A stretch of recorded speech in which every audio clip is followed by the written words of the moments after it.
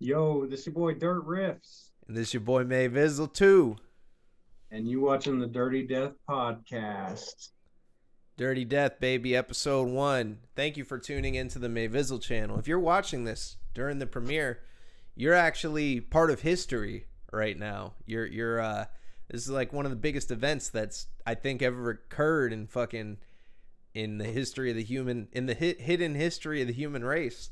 Fucking Yeah, we're here. honestly, this whole project, I'm really excited on. I'm Yeah, really dude. excited about it, man. Yeah, I can't believe fucking it came together, man. So right now it is Thursday, March 31st. For me, it's about 10 o'clock my time. Bog Doggy Dog's time here is what, about 11? Yeah, about to be. Yeah, man. So, we're just this is pretty much the last thing we're recording before I put the channel together for the final battle, the final, premiere and shit. So You basically, know, like, yeah, to introduce ourselves, I had this dude on my show Death Matches and Death Metal a while back, and I was like, this guy is a fucking character, man. I love the way he carries himself. Total positive fucking cat. And he was like, dude, we need to do like an episode of some shit, or like do our own show together. And I was like, you know what, I'm fucking down, because I'm buying tapes like a motherfucker right now. I'm so into this death metal scene, and I wanted to focus like just on death metal and current events and shit. On the other show, I mainly focus on my guests. He has a show similar to my show where he does the same thing. He kicks back with fucking bands, talks to different fucking bands and shit, and has some brews, smokes a little ganja, and just really opens people up. So kind of like a fucking gore grind band would. Well, not like a gore dang, grind band. I appreciate all of those words, every single one of them, straight up. Like, honestly, like the first time we did that, when we did that death matches and or yeah, death matches and death metal episode, I uh I had just started doing my live streams, and I think I'd gotten maybe two or three under my belt, and it was really cool to be a guest on someone else's show at that point, as if I was like somebody important, like I'm literally just sitting here vibing with people, that's what we do. We just find the homies and vibe. Yeah, man. It was a trip when I picked you out too. I was like, yo, I was like, this guy kind of does what I do, and I want to pick the brain of somebody that like is totally into this shit. Cause like, dude, I got flags. We got flags. I should probably have my flags fucking up too. I need to get like a wall I could just like throw behind me and throw some flags on it and shit. Yeah, Cassette tapes, records, all that shit. I'm totally into that. What I'm I with want it. to get into, the first thing this week is the weekly stacks. What the fuck have you copped lately? What are your freshest cassettes that you've gotten in, man? You Let's got some see. lovely stacks this week? Freshest cassettes. Let's see. I got a big box of, well, not a big box, but I got one of those old school 80s drawers things. I Ooh, don't want to move too much, but I'll give you a little sneak preview of it if I can.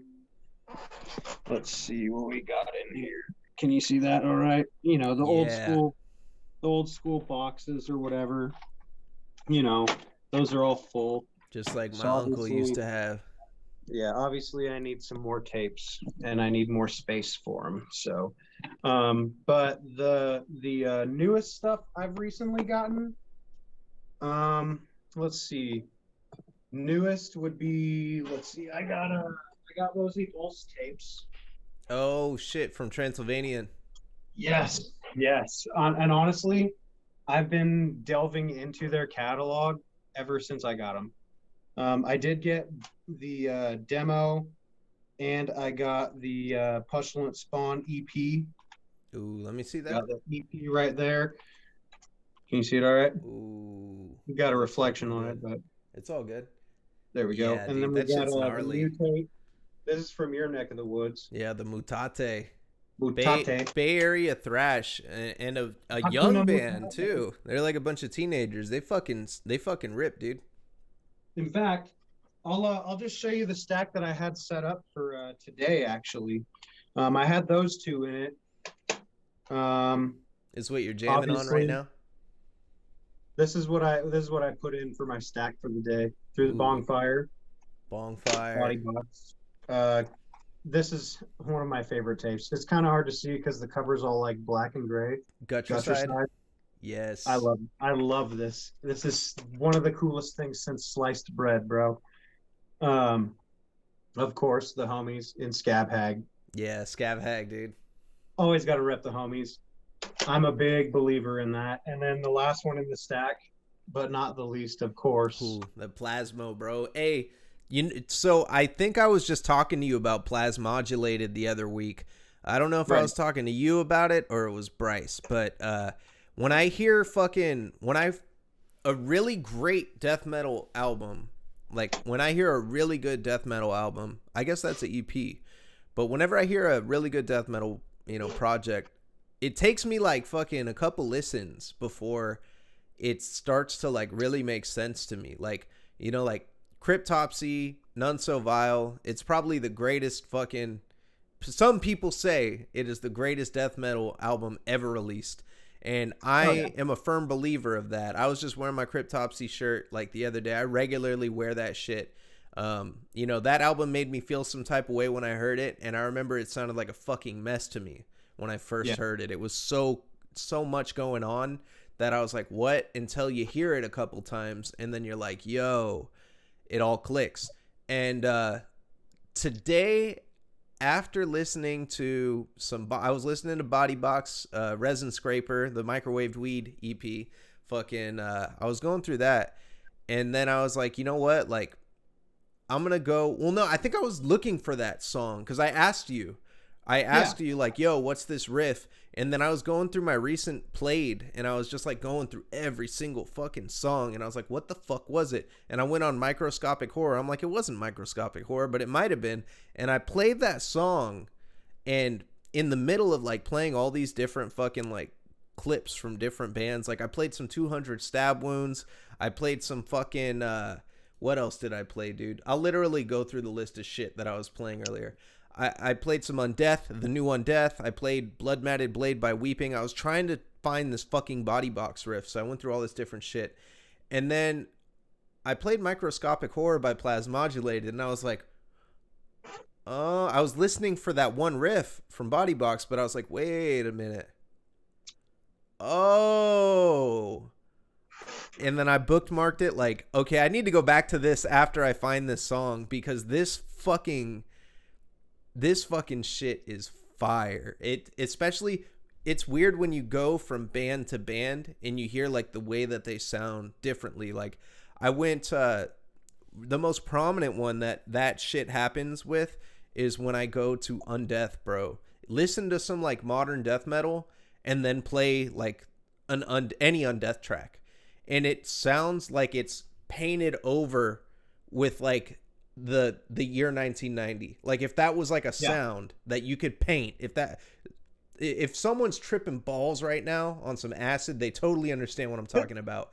But like if you could get like some fucking, if you could paint the year 1990 X on fucking, music, on sound, that is what happens with fucking Undeath when you listen to that. There's something different about their fucking mixing.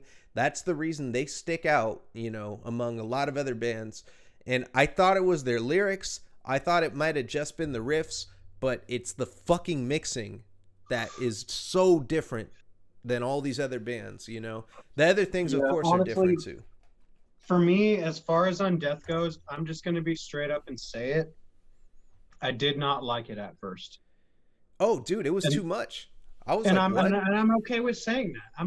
It's not a big deal. I'm okay with saying that. It's just I didn't like it at first, but in the back of my mind, I knew everybody is digging this Legions of a Different Kind album. Everybody's digging it. And like, when you're into a genre such as death metal, yeah, it can get kind of dicey. Some we're all in the same tree, just on different branches. That's what I always say. Yeah. But as far as Undeath went, even people on the same branch as me were into it, and I wasn't exactly getting as into it as they were.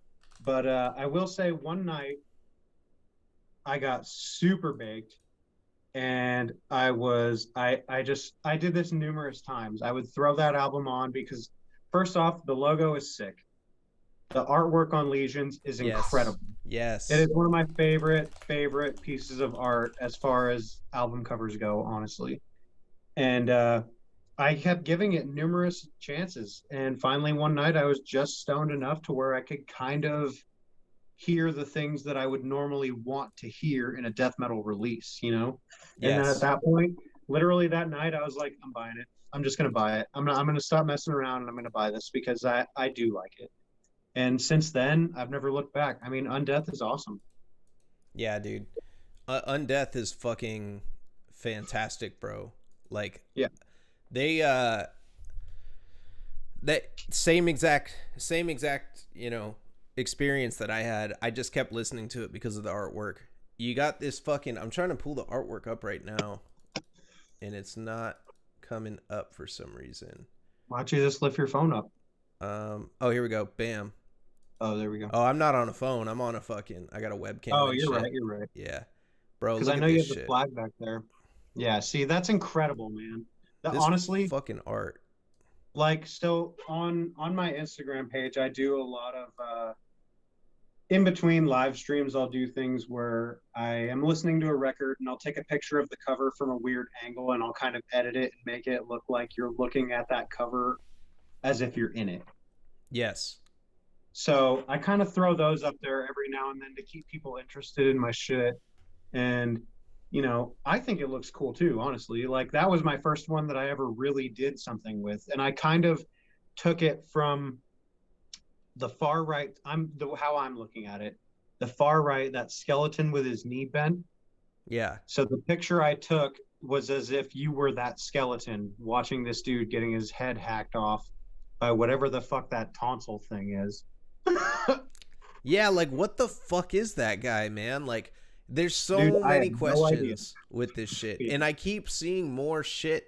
Like so it wasn't until I bought the flag where I started like really noticing different shit.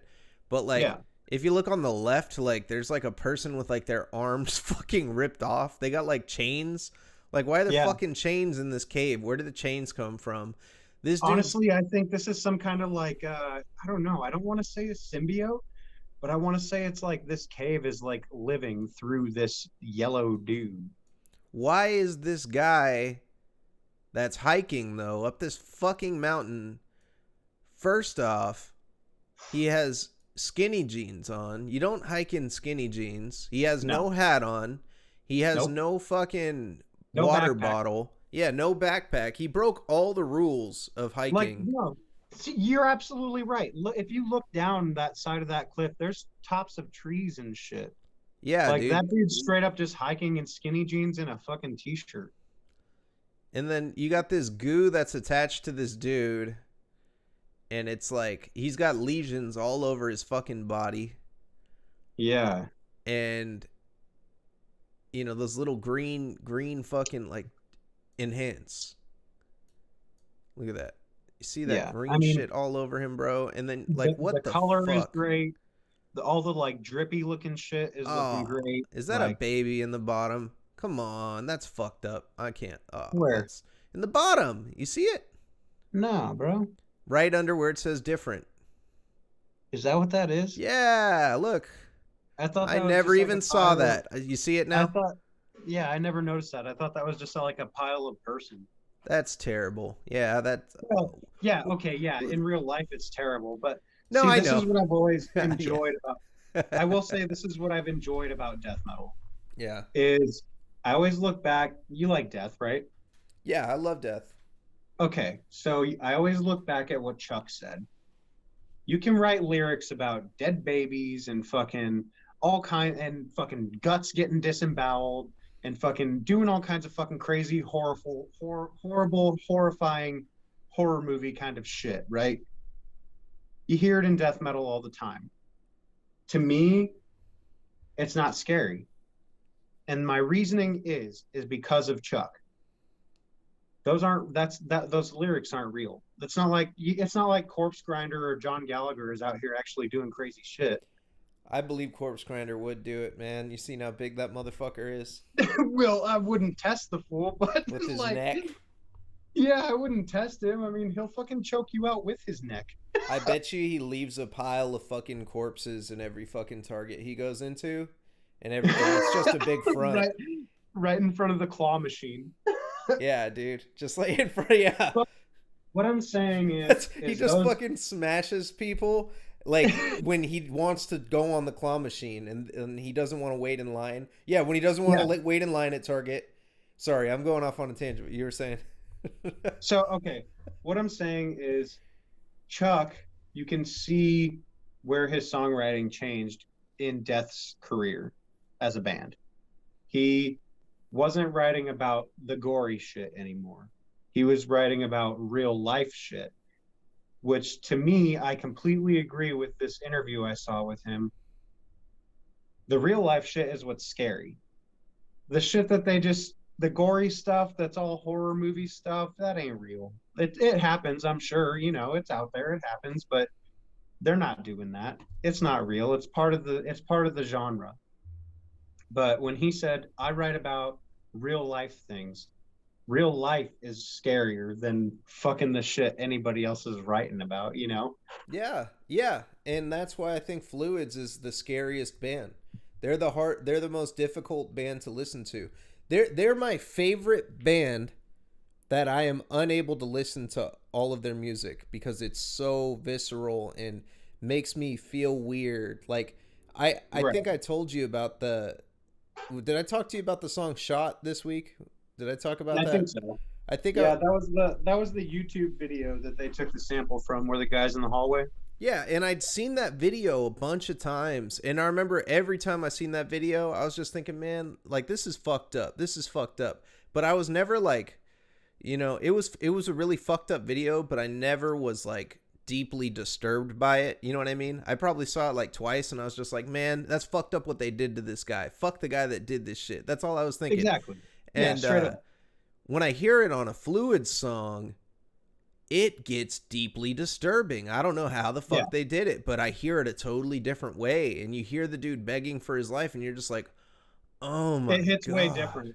It hits Yeah. way different when you put Fluid's music on top of it. Yeah. Definitely hits different. I can agree with you on that. And you know what's funny is, after we had talked about that, the next day I threw on Not Dark Yet. Were you able to listen to the whole thing? I had to muscle through it. And when I say You muscle, I did? mean stomach. I had to stomach it. Uh, And I didn't listen to the whole thing. I only listened to probably the first 3, 4, maybe 5 songs tops. you And it was listened. only because that's how long the drive was. You were able to listen to the first song from beginning to end, or did you skip it? Okay.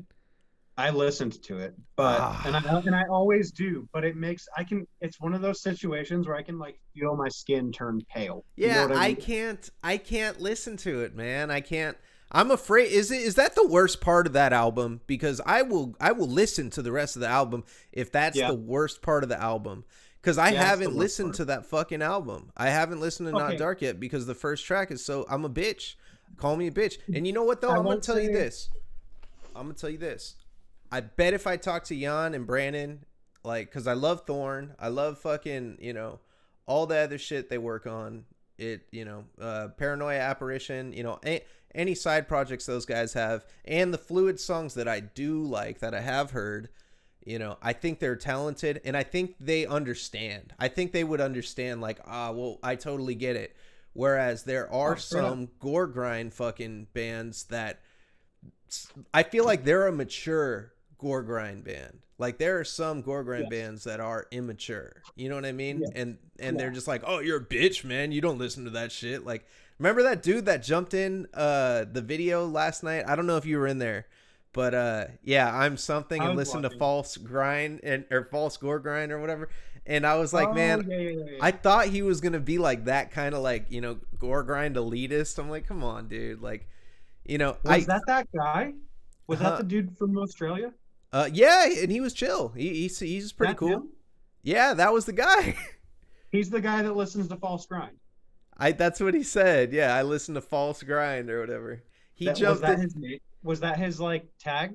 That was his name. Yeah, it was I'm something and It was listen to something False Grind. something. I listened to False Grind. Yeah. Yeah. Okay, that's him. That's crazy. That was the Okay. guy. Yeah, and he was just like totally just like, "Hey, what's up, man? Who are you? Just wanted to talk." And I was like, "Okay." I thought he was gonna come in there and just be like trolling, on Warflurch Wednesday. And Uh, well, okay. Maybe I had a. I don't know. As a viewer, because you guys were literally in my pocket. yeah, So like every Wednesday at work, I'll have my headphone in, right? And I'll once I get that notification, once I notice it, I'll just turn the video on and I'll move it from my pants pocket to like my uniform pocket so that I don't have to close the screen or anything or bump into buttons or whatever. And I just listen to it yeah, the whole time. And every now and then I'll bust it out to like jump out, answer a text, jump back in and listen some more. But I don't know. I mean, I get a weird vibe when someone tries to jump into a stream and I don't know them yet. yeah. You got to feel people out for sure. Exactly. Mike was Exactly. skeptical of me when I first jumped into Warflurch Wednesday. He was like, "Who the Oh, hell is same. this guy?" Yeah, I'm And I sure. don't I'm blame sure. him, man, because you get It's some crazy ass understandable. people. Yeah, we live in a weird world, and the last thing you want to be is in front of a camera with a crazy person. Yeah, and it takes balls to jump on a live stream randomly. It takes like literally like if you jump on like either one, you feel like you have something important to say and or you just want to say what's up, or the people. Well, that's like three different things. But yeah, one, you think you have something important to say. Those people are dangerous because it could be a crazy motherfucker with some crazy ass shit to say, And you or don't want to be two, associated with that. yeah, or it's just people that want to say what's up. But usually the people that want to say what's up just type it in the chat. Like I've seen Right. I've seen Mike have certain people on and be like, "All right, man, that's enough," and he's had to kick them out. Like it's like, yeah, you got to be careful. But Yeah. yeah, back on like fluids and shit. Like I feel like they're a mature band because they know what they're doing. It's kind of like Mortician Worship. It Like is. that's like kind of like what they do, but they're more visceral for sure than Mortician. It's not Yeah. campy at all. It is real, and it's real horror. It's Right. the most terrifying fucking band that's out there. Another I band, can agree with you. Full of Hell, is a band that I think is really fucking you know fucked up. Like they talk about drug addiction. You know what though? I'll tell you that shit don't really phase me, man. Especially like growing up and spending a lot of time in San Francisco and like walking around and seeing that shit. I'm just like Right. I walk by that shit. I'm just like, man, fuck that shit. Like, Yeah. I ain't gonna You do already know that. you don't want no part of it. Yeah, so it doesn't deeply disturb me, but I'll tell you when I was a kid it probably did disturb me the first couple times. I remember when we drove through the city when I was a kid one time. I was going up this fucking hill and going up this fucking hill and we're like stuck at like a red light and they're just like dope heads walking around, dudes shooting up into their belly button and shit. I guess the guy Yeah. was Like, doing fucking insulin actually. If he's sticking it in his belly button, he was probably giving himself an insulin shot in I mean, either way, retrospect. I know what you're saying. Like, I'm from Rancho Cordova. Yeah. I lived there for the first 16 years of my life, so I know what it's like in certain areas out there. You know what I mean? I felt like I was on like one of those like safaris and shit whenever we'd go to the city because I was like, man, the city's so cool in like the tourist areas, but then you go down the wrong street and it's like It's fucking. a different vibe. I used to like tell my dad like, yo, man, go down the street. Like, what the fuck's going on here? Like, these motherfuckers are gonna like break into the car. It felt like Walking Dead, bro. Like it was just zombies walking around and shit. That's what they look like. And as a kid, that scared me. So I could see how like say like the pharmacist fluid split, like that kind of shit can freak people out. I see that shit and I'm just like, gross. It's I whatever. will I've say, seen I've seen a dude like taking a dump while shooting up in the city. So like I'm not yeah, really like too grossed out by phased that. by it. That was Yeah, tame fluids for me, and I don't know. I mean, see, it's different for me because I never messed around with anything like that, bro. I yeah, didn't fuck around with like drugs. But I can't go to the doctor and get a shot without closing my eyes and looking away and clenching every muscle in my body. So when I saw yeah. that album, I was like, yeah, that's grotesque. Like they're straight up this dude just like shooting something. Like, nah, bro, that's creepy. I thought it was funny because it came out at the same time. Like I think the vaccines were like really big, and I think like that was the whole purpose. it was hilarious to me because yeah, I think they were just trying to promote the vaccine, and I Or 100% troll it. Who agree. knows? Yeah, with them, with inoculation, we had a lot of bands last year really stepping up their game to be positive as far as like promoting the vaccine. So I really Right. stand behind those bands. Yeah. Fucking Yeah.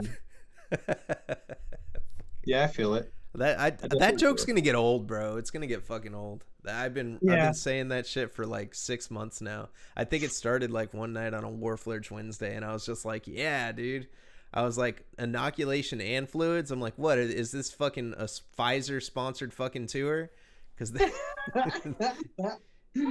Oh my God. oh god, Yeah, dude. I mean, fluids, I've always liked fluids from day one. I'm trying to remember which album it was that really got me into them. I believe it was the first one. I don't remember what it's called. It's not, is it Ignorance Exalted? Is I that the think first it one? is Ignorance Exalted. The second one was yeah, the second one was exploitative practices. Yes. Yes. So I really dig the first one a lot. That's what got me into it. And what was the one that I really like? Um, I feel like it was like called Quartered or something like that, Yeah, or Hung, or I don't remember it. I don't remember it. It's some kind of adjective or a verb or adverb. That's what they're called. Sorry, I'm illiterate. extorted, coerced, capped, redacted, quartered, chunked, hammered, smothered. Their fucking song titles are Hammered. sick. I think Hammered was the one.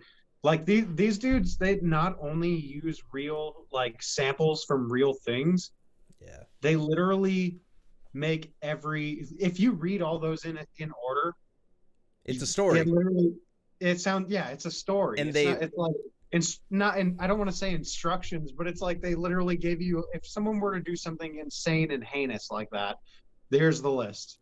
You know what I mean? Jan Jan said that they with that they make a story out of everything. That was the intention. He said the titles of the albums are just vague. He said they're not supposed to be like the story. It's literally just like the type of shit that is in the story, but not super tied to it.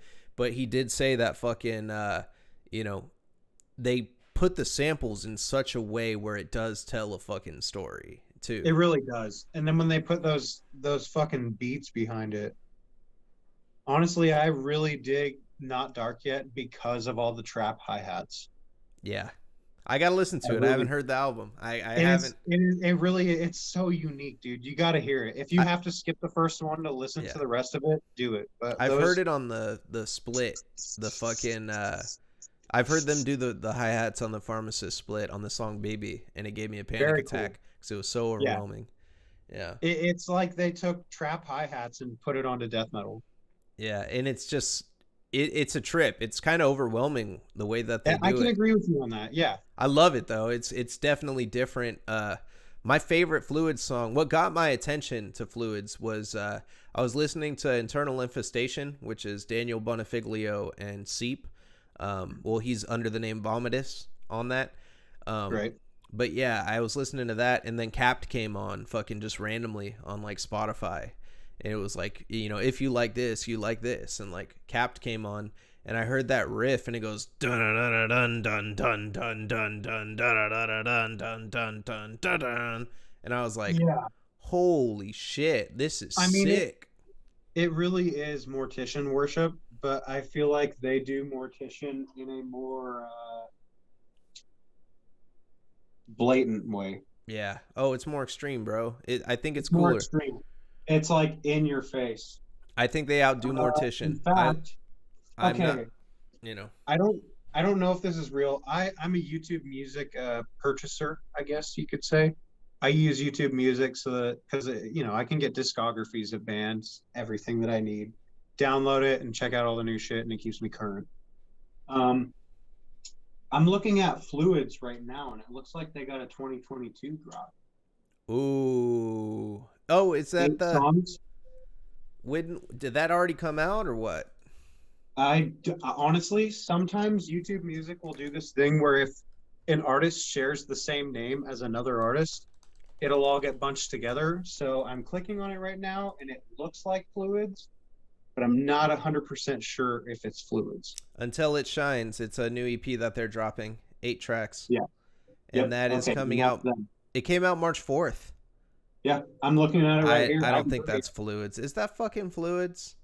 I don't know, man. Should I click on it No, don't just to because see? yeah, if it is, we'll get Okay. yeah, we'll Yeah. get Yeah. Yeah. DMCA'd. They'll take our stream Yeah. down or mute us for the rest of the I'm gonna show. have to listen to it later because I mean the cover looks like a Fluids thing, It says doesn't it's it? a remix album. Okay, so it's nothing we haven't really heard. Fluids Until It Shines. Let me Yeah, I see. had no idea about this. Oh god. It's Cybergrind. Okay. So they did the Time Wave Zero thing but grindcore style. They did. Okay. Oh, it's they used the I think they might have done something with the fucking how come nobody knows about this? Nobody's talked about this. Mm-mm.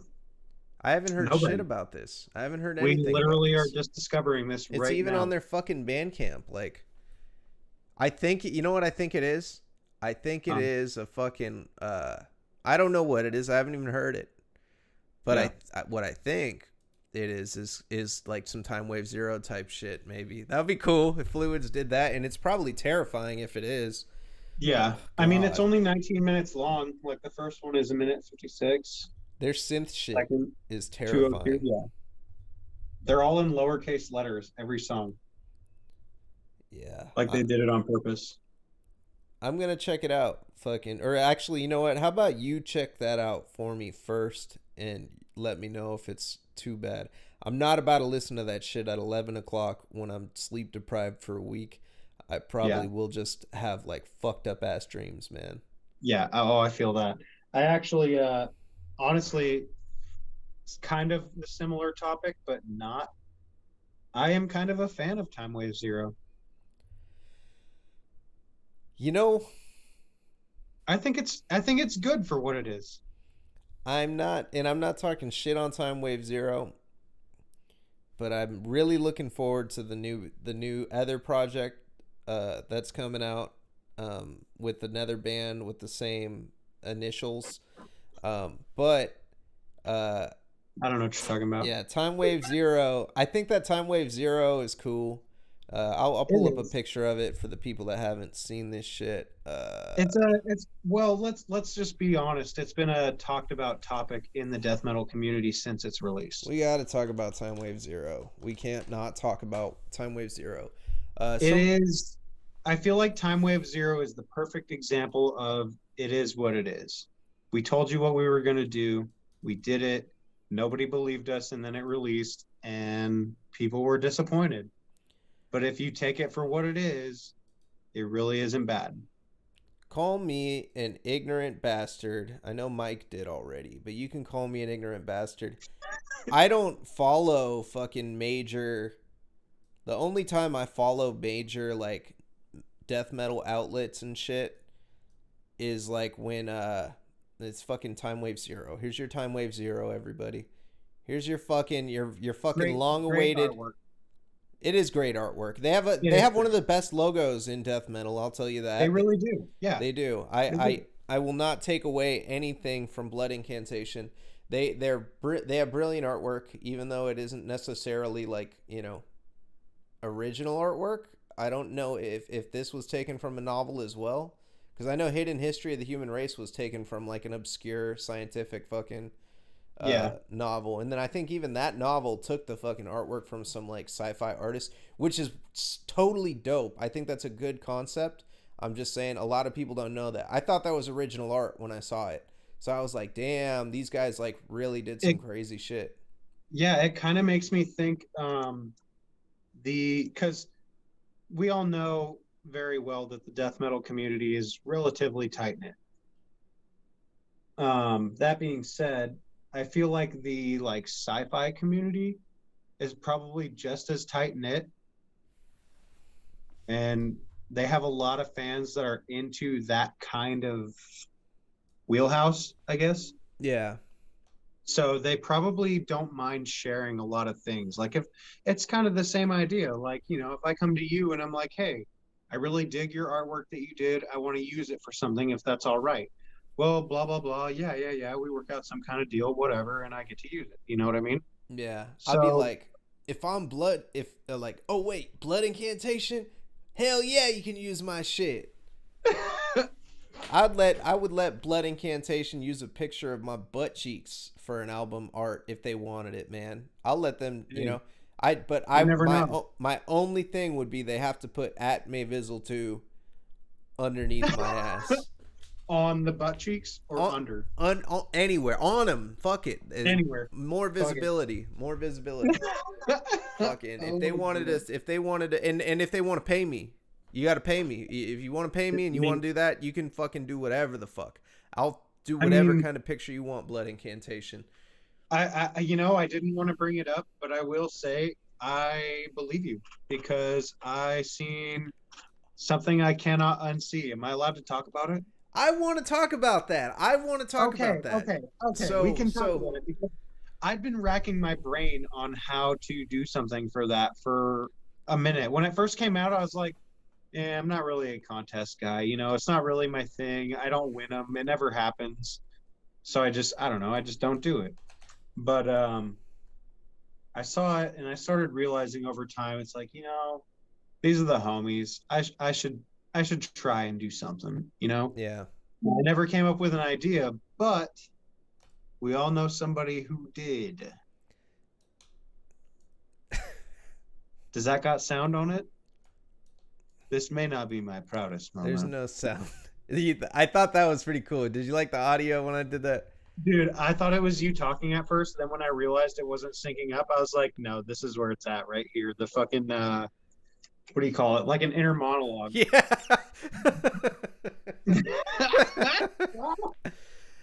And that was when Mayvizzle sold out. That was when Mayvizzle sold out. I've done a lot of worse shit on Now camera. they I don't call give him a the fuck. yogurt kid.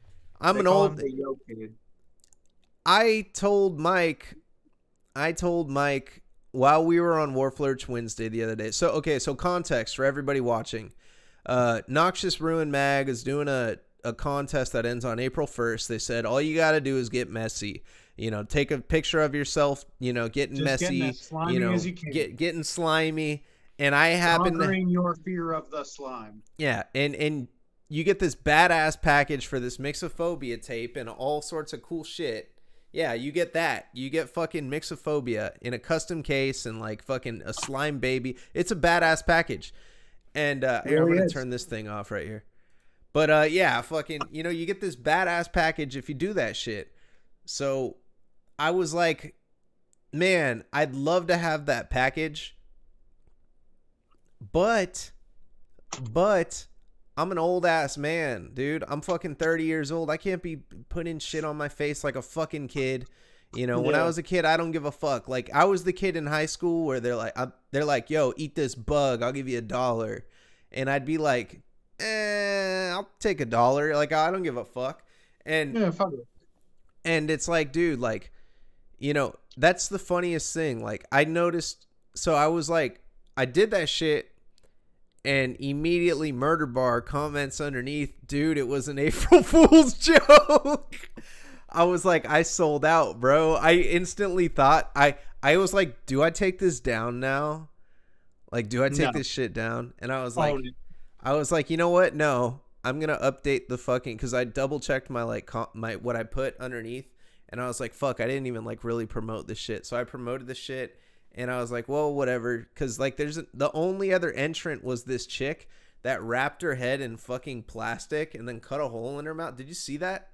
No. Oh God, she wrapped her head in like No. plastic wrap and cut a hole in the mouth, and then she's spitting up what looks like fake leeches into a fucking toilet, and she's licking the toilet, and there's like fake blood all up in the plastic, and it's absolutely disgusting. Like, I can't even show it on here because if I show you, I'll send it to you, but I can't show you on here because it's so fucking raunchy and disgusting.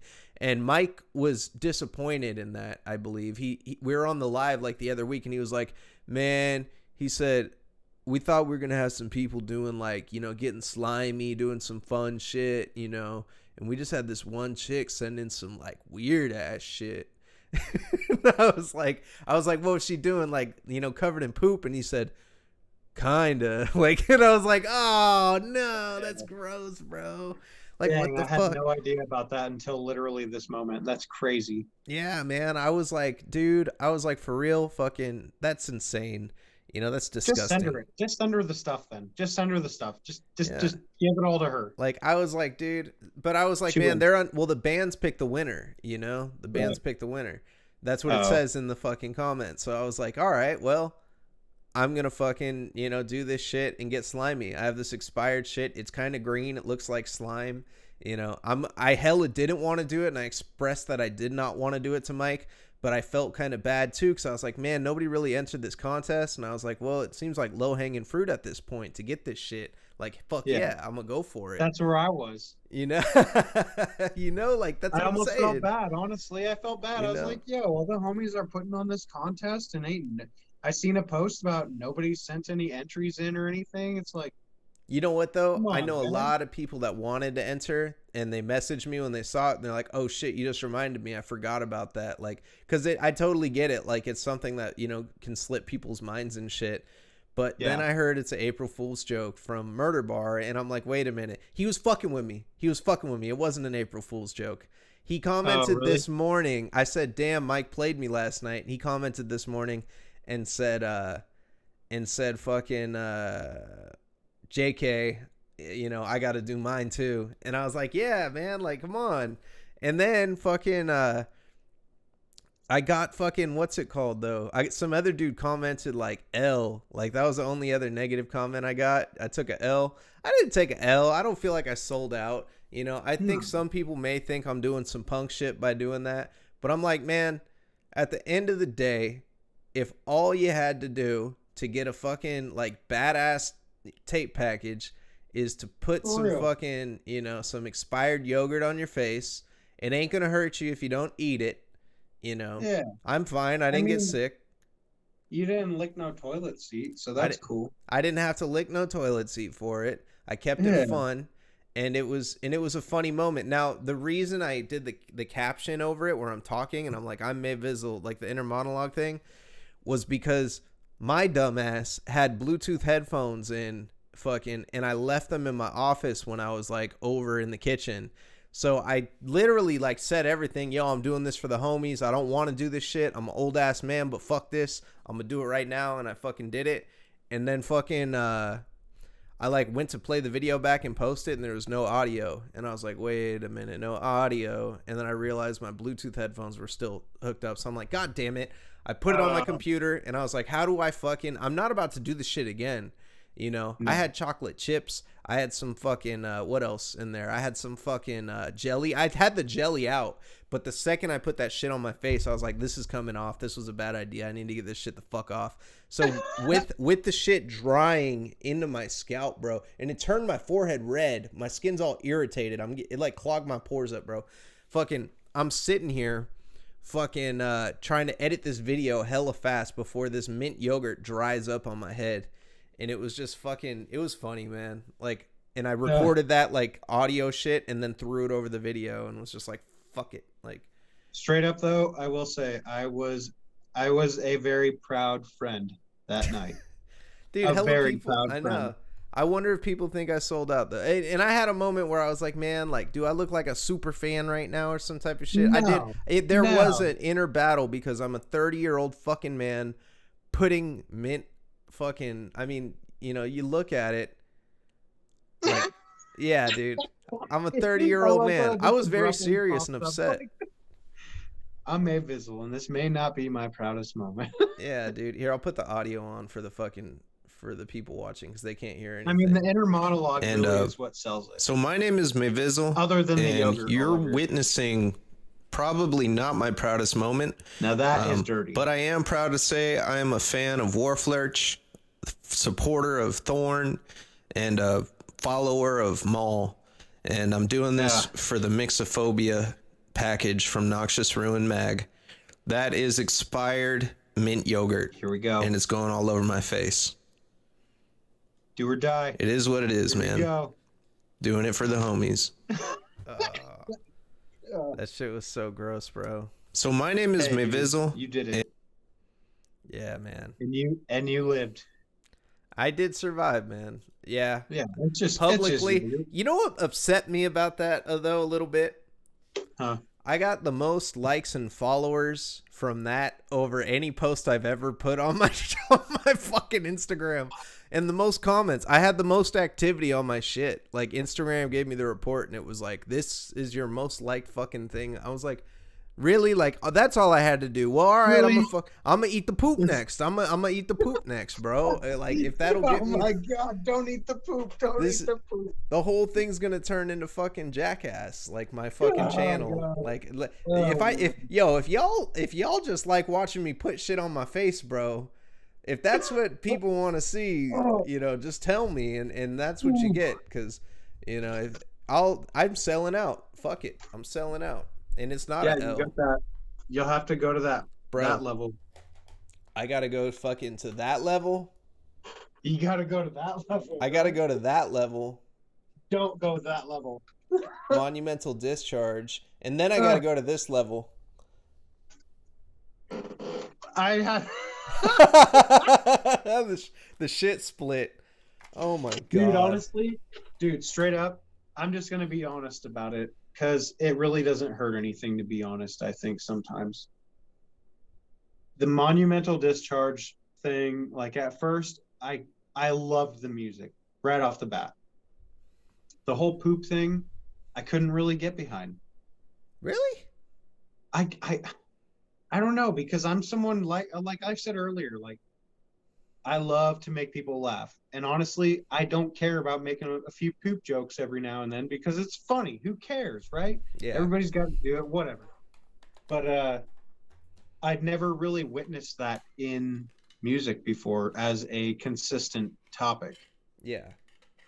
And I saw Mike doing kind of a promo for the Mike from Barbaric Brutality doing a promo for the Monumental Discharge album with the shit split that had Monumental Discharge and Putrid Defecation.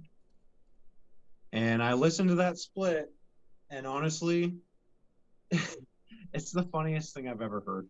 Yeah, they're brilliant. It really is. That part where that guy's like, look, we got to go right now. We got to go right now. I sharted. Yeah, dude. He's all, I sharted. I pushed out a fart. I thought it was a fart, and I shit my pants. We got to go.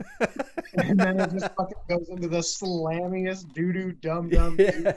Yes. Fucking straight up doo-doo slam. Dude. Brutal. Like, how the fuck, like the tape is covered in shit. Like, bro, like, I gotta say, like, Barbaric Brutality, if anybody watching this has not purchased anything from Barbaric Brutality, go get your ass over to www.barbaricbrutality.com. There's gonna be an ad running for them later on the channel, Mayvizzle channel. Fucking oh my god, Monumental Discharge is the shit. And not only them, like they got snuffed on sight. Yeah. They got parasitic ejaculation is fucking rad. Kill without consequence, quartering, frog mallet, all that shit is hard.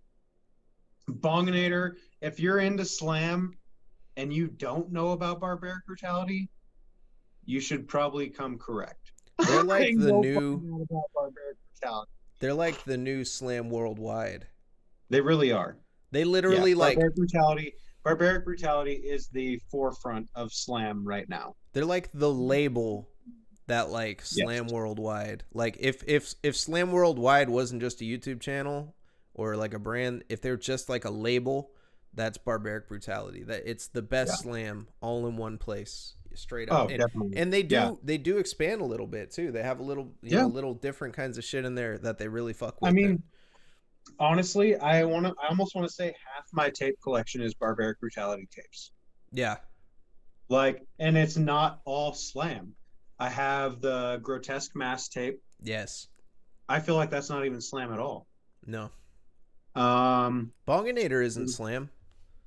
no, I really don't think Bonginator is slam at all. I think it's just good old fashioned fucking party death metal, really. Yeah, And I know that's not necessarily a genre, but like there's some death metal bands that you listen to and you're like, yo, this is death metal, but I also want to chug a beer, light up a fat joint, and fucking party.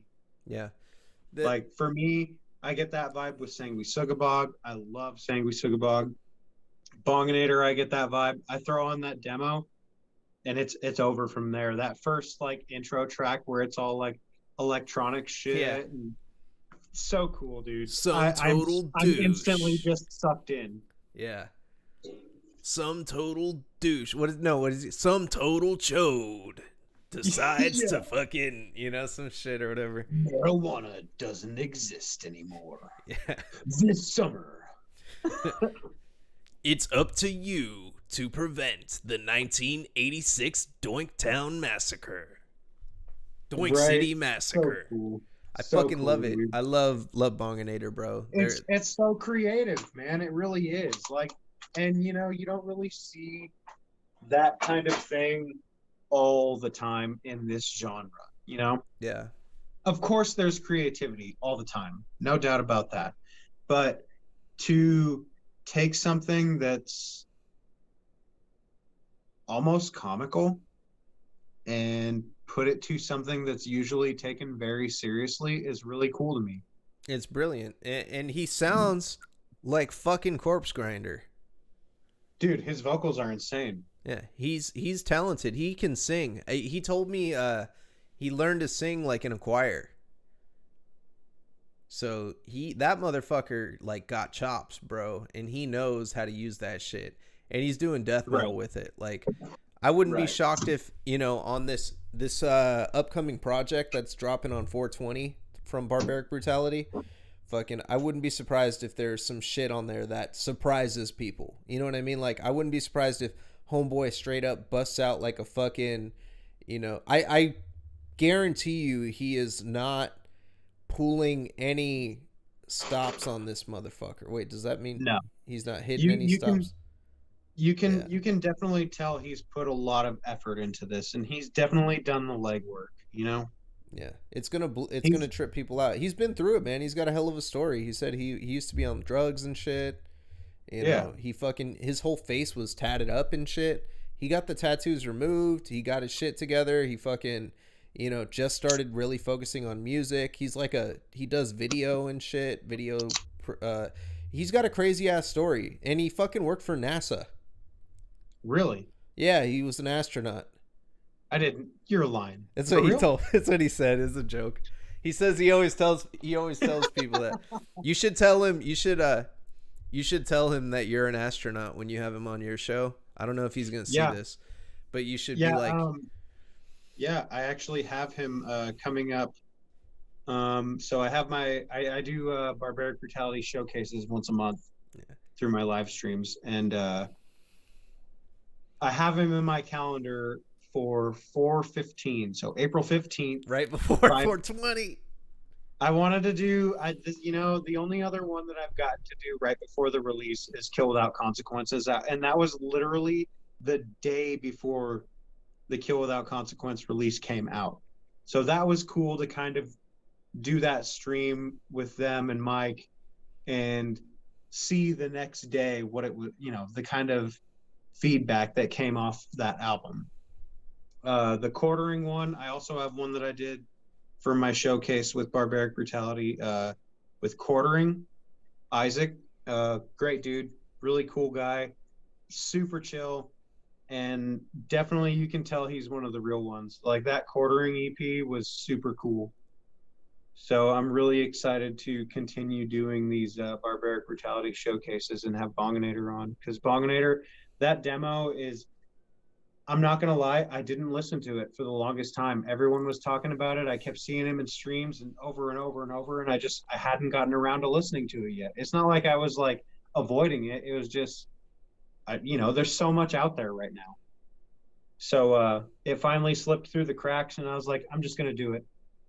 And I listened to it, and instantly I was astonished. Yeah. I listened to that demo probably 6 or 7 times in a row. Once after the first time I'd heard it, Just I like, was like, what the fuck? This at the end guy. of the day, all I could think was, I'm gonna save the world. I'm gonna fucking save the world By smoking by weed. smoking weed. I thought that when I first saw the Bonginator, I was like, dude, this is gonna be some unmixed ass shit at a garage band. Like, I don't know who the fuck this guy is. He's following like 3,000 people. He doesn't have a lot of followers yet, a couple hundred followers. I thought he was just some random dude playing the game of like, cause like as a musician, I used to do that shit. Like I used to like just follow hell of fucking people and just hope that people would follow me back and I'd blow up and get famous. And I was like, man, that's what he's doing. But I'll listen to it because it's so funny looking and just so like, it's such a meme looking fucking thing. You gotta play it. And I remember I skipped the intro the first time. I jumped straight into it. And I fucking listened to it and I was like, holy shit, like instantly I was like, dude, this shit is fucking badass. Like this guy sounds like Corpse Grinder. Like what the fuck? Bonginator? Like I fuck with Bonginator. Like I just discovered some shit that none of the homies know about yet. And I remember I kept jumping into Mike's Warflurch Wednesday and I kept saying, yo, let Bonginator in, let Bonginator. And I kept tagging Bonginator, like, get in here. You need to talk to Mike. You need to talk to Mike. And Mike never heard it. And Bonginator didn't want to be there. Everybody just like kind of told him to go there. And then fucking Mike didn't know, already is like, who the fuck is this guy they're trying to get in here? And then he got in there. I already know what stream you're talking about. Yeah, and Mike was like, dude, it was super awkward. He was just talking about it the other night. He was like, yeah, it was super awkward. And I was like, man, I hella egged that dude into joining. Like, it was me that made Bonginator join. I didn't say nothing when he was talking about that. Yeah, I remember that because I remember watching that and he was just like, he was explaining the Bonginator project and he's like, Mike's like, listening to him and he's all, it's kind of like slammy death metal a little bit.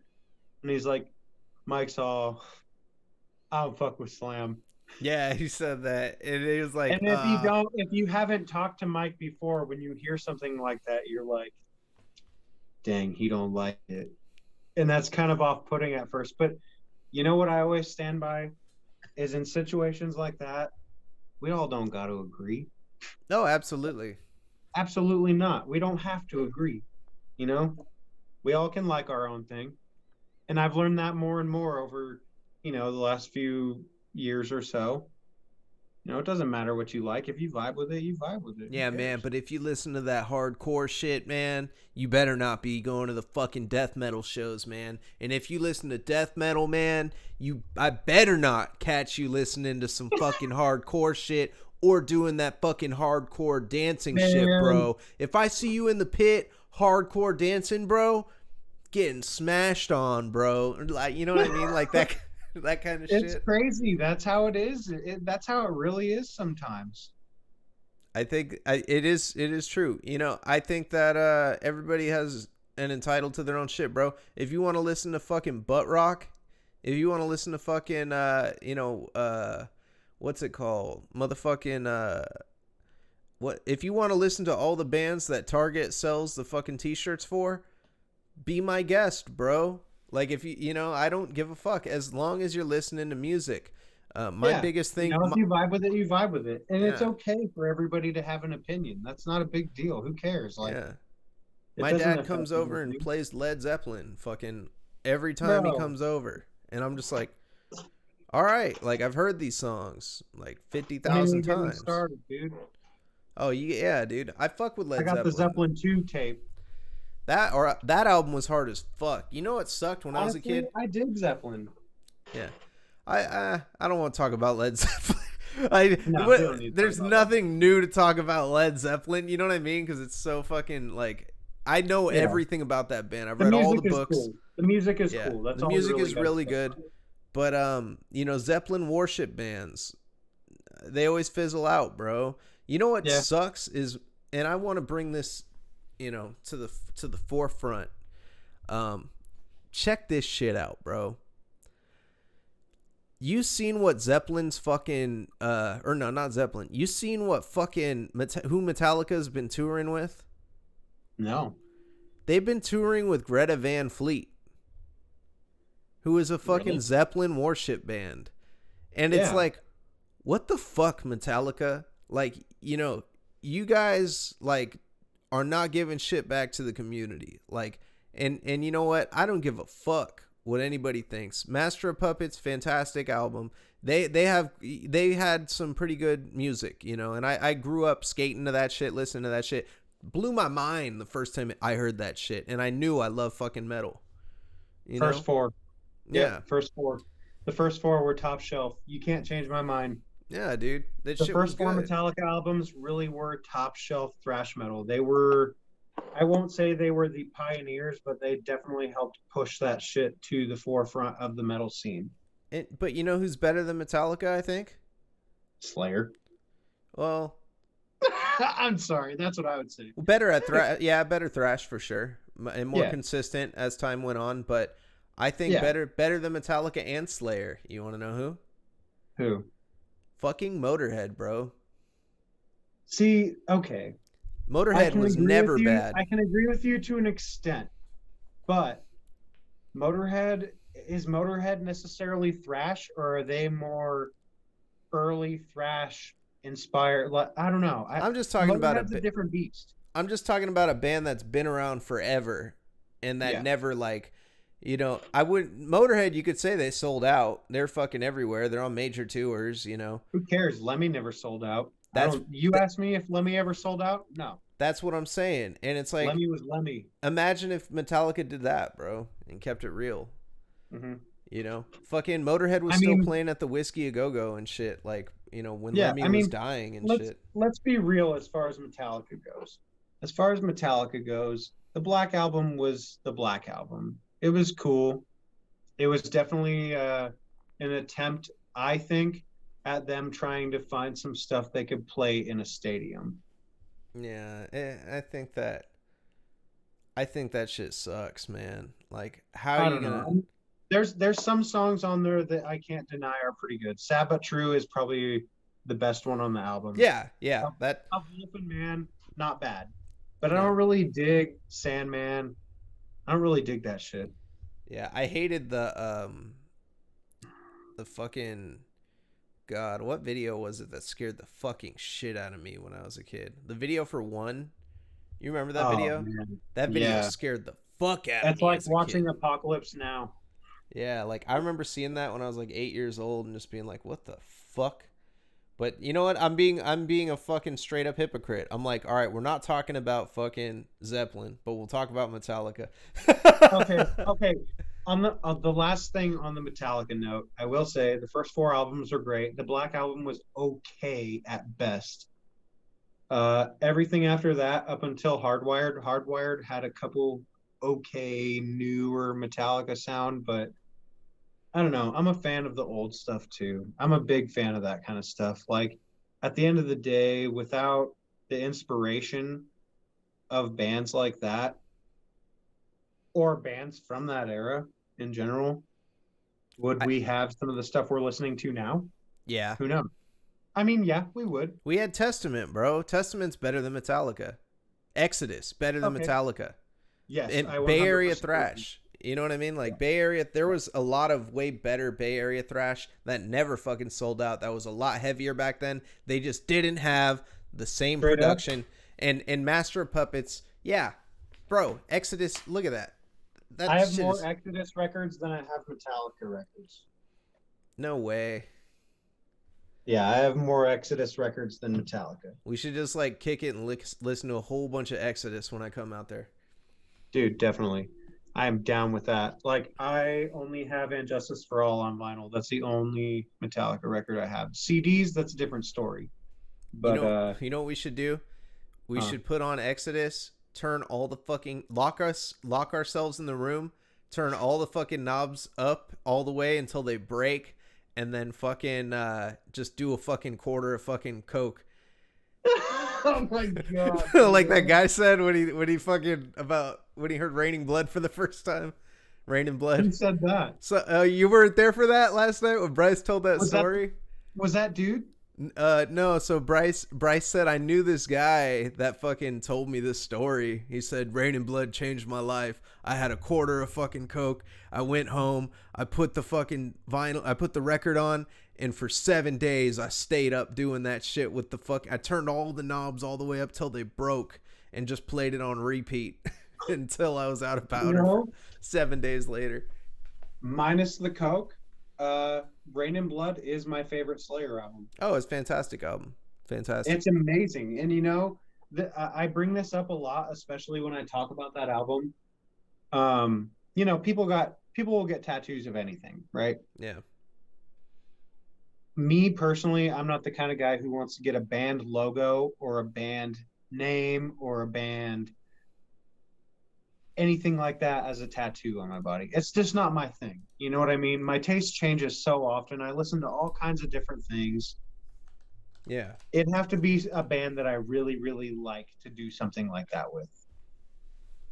And I don't know, Rain and Blood was one of those inspiring albums for me. That is what really kind of pushed me. That, and I will say New American Gospel by Lamb of God is what pushed me off the deep end. And I was like, I need heavier. This is what I need. And honestly, I still like New American Gospel, but Rain and Blood out of those two has stuck around forever. Yeah. I'll never get tired of Rain and Blood. Piece by Piece, Angel of Death, fucking Postmortem, Raining Blood, Jesus Saves. Every single song on there from beginning, you put that thing on and you play it from beginning to end. You can't tell me you don't want to you can't tell me by the time the album is over, you haven't chugged like 6 beers and fucking had like 7 cigarettes and fucking partied hard. You know what I mean? Like Slayer, that's my album, man. And as far as that goes, that is the only band I would ever get a tattoo of, and it would be the Rain and Blood album cover. It wouldn't even say Slayer on it. It would just be the art. Yeah. Because I love that album. I really do. To this day, that album is amazing to me. Slayer's a dangerous band, bro. It could turn you into this dude. They are a dangerous band, but I will say, if you got a good head on your shoulders and you know what's right and wrong, then look at who cares, man? See, look at this guy. You know who this Slayer. Is? This fucking Wheatberry. I dig Slayer, man. I don't care what anybody says about him. No, yeah, the fucking Slayer's sick. Every time I think of Slayer just because I like Slayer doesn't mean I condone anything Slayer is down with. I will say that. This must be recent. Repentless, that was their last album, wasn't it? Yeah. This guy is Is that the dude from that movie in the 80s? What was that dude's name? No, this guy's just some legendary crackhead from San Francisco. Okay. Yeah, his name's Wheatberry, and Seven told me about him. Apparently, this dude went into Seven's house, and like his roommate brought him home one day and was like, "Dude, look who I brought home." And he was like, "This dude used to walk around with a speaker playing fucking Raining Blood on repeat, and he would walk around the city and just tag Slayer on everything and smoke crack." And oh my god. Yeah, he said he talked to some dude, like one of his like homies, and he was like, "Oh, dude, one of his homies' coworkers fucking went to high school with Wheatberry." And he was like, "Yeah, oh, I know Wheatberry. That's his real name." He had like hippie parents. They named him Wheatberry. And now he just tags Slayer on fucking everything. That's insane. Yeah, Seven was like shocked at his roommate and was like, "Why the fuck did you bring this guy into my house, dude?" Yeah, straight up. Like, I love Slayer, but I ain't trying to have no crackhead in my house. Yeah. You said Wheatberry got scared and fucking He said, I forgot what the conversation went, but Wheatberry just like got up and ran out the door. What the fuck? Yeah. He was like, is it cool if I'm here? Like he said he was very respectful. Huh. Well, I mean, it is what it is, man. Yeah. It is what it is. Yeah, I fuck with Slayer though. It's just ever Yeah. since hearing that story, I just always think of fucking Wheatberry. Oh, I love Slayer. I really do. I have a lot of their CDs. In fact, I actually have. This is one of my most prized records because I got this for $20 on Amazon, not knowing that it's a first press. Damn. You know how much this is worth now? Fucking 350. Well, $100 less. 250. 250.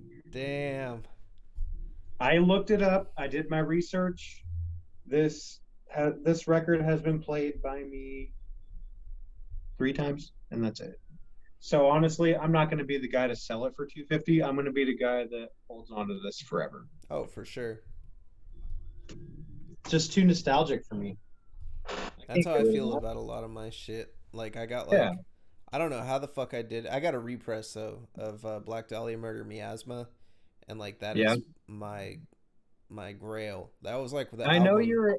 you're a big Dahlia fan, huh?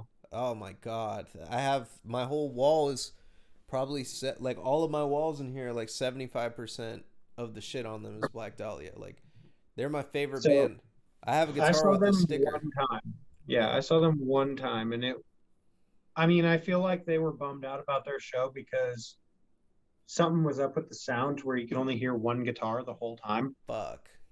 Yeah, but I am also a Black Dahlia fan. I won't say a huge Black Dahlia fan, but they've always been consistent in what I listen to.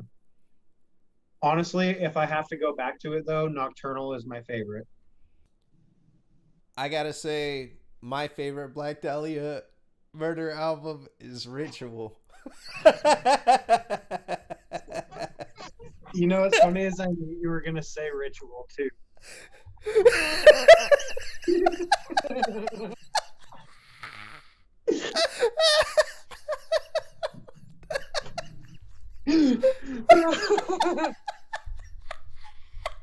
Wild. I don't know how you do that. Wild. Out of control. I'm crying, dude. Oh my god. I gotta tell everybody what the fuck happened. I gotta tell everybody what the fuck just happened. They're probably like, what's up with this? We're just in the middle of the conversation. We had to take a piss break. And I was like, you know what? I'm just gonna edit that part out.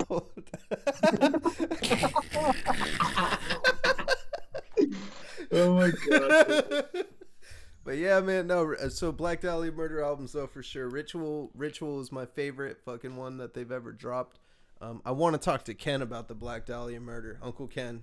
I want to know what he thinks. I want to know if he even likes them. I wonder if he's like, too tech deathy for me. You know. I wonder what he says. I wouldn't even consider them tech death. What do you consider them? Just straight up death metal.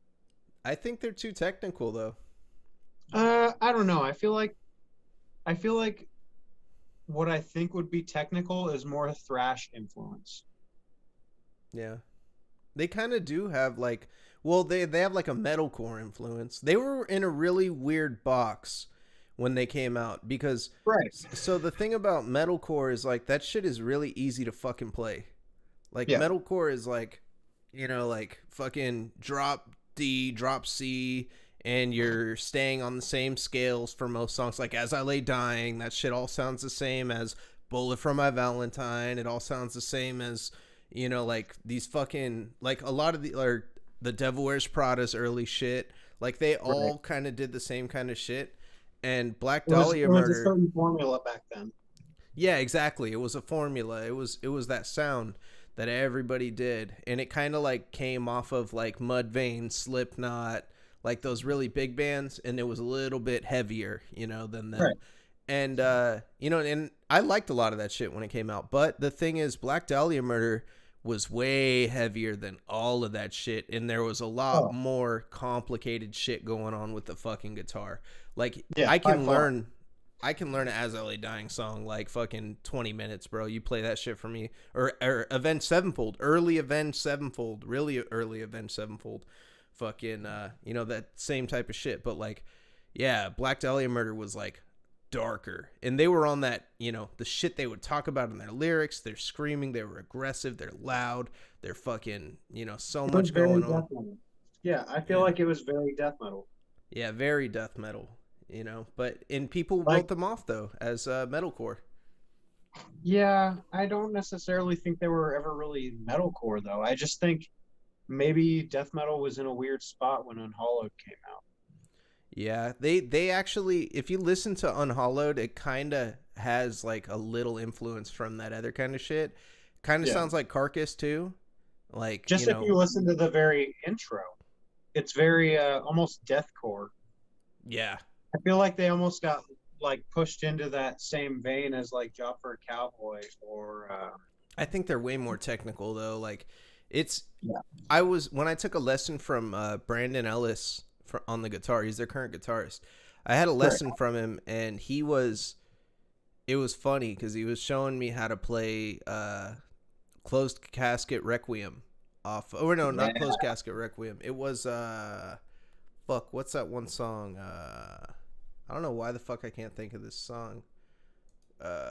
It's on the album Nocturnal, and it is Warborn. no. It was What a Horrible Night. Death Mask Divine. Death Mask Okay. Divine. Yeah.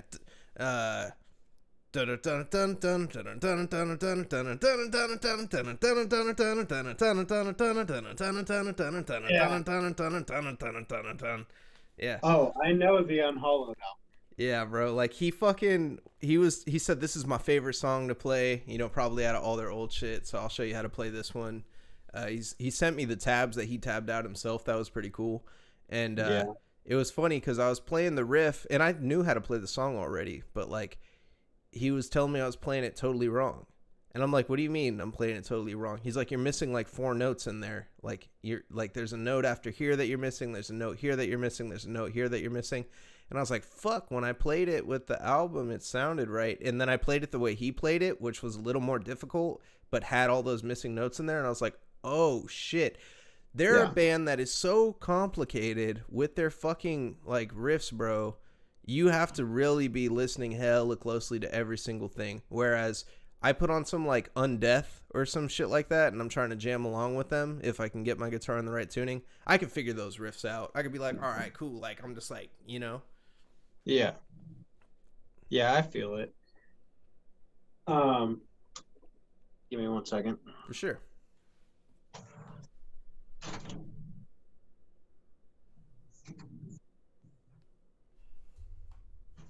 Um, yeah, I mean, Black Dahlia Murder, I've always liked their music. I've never gotten tired of it.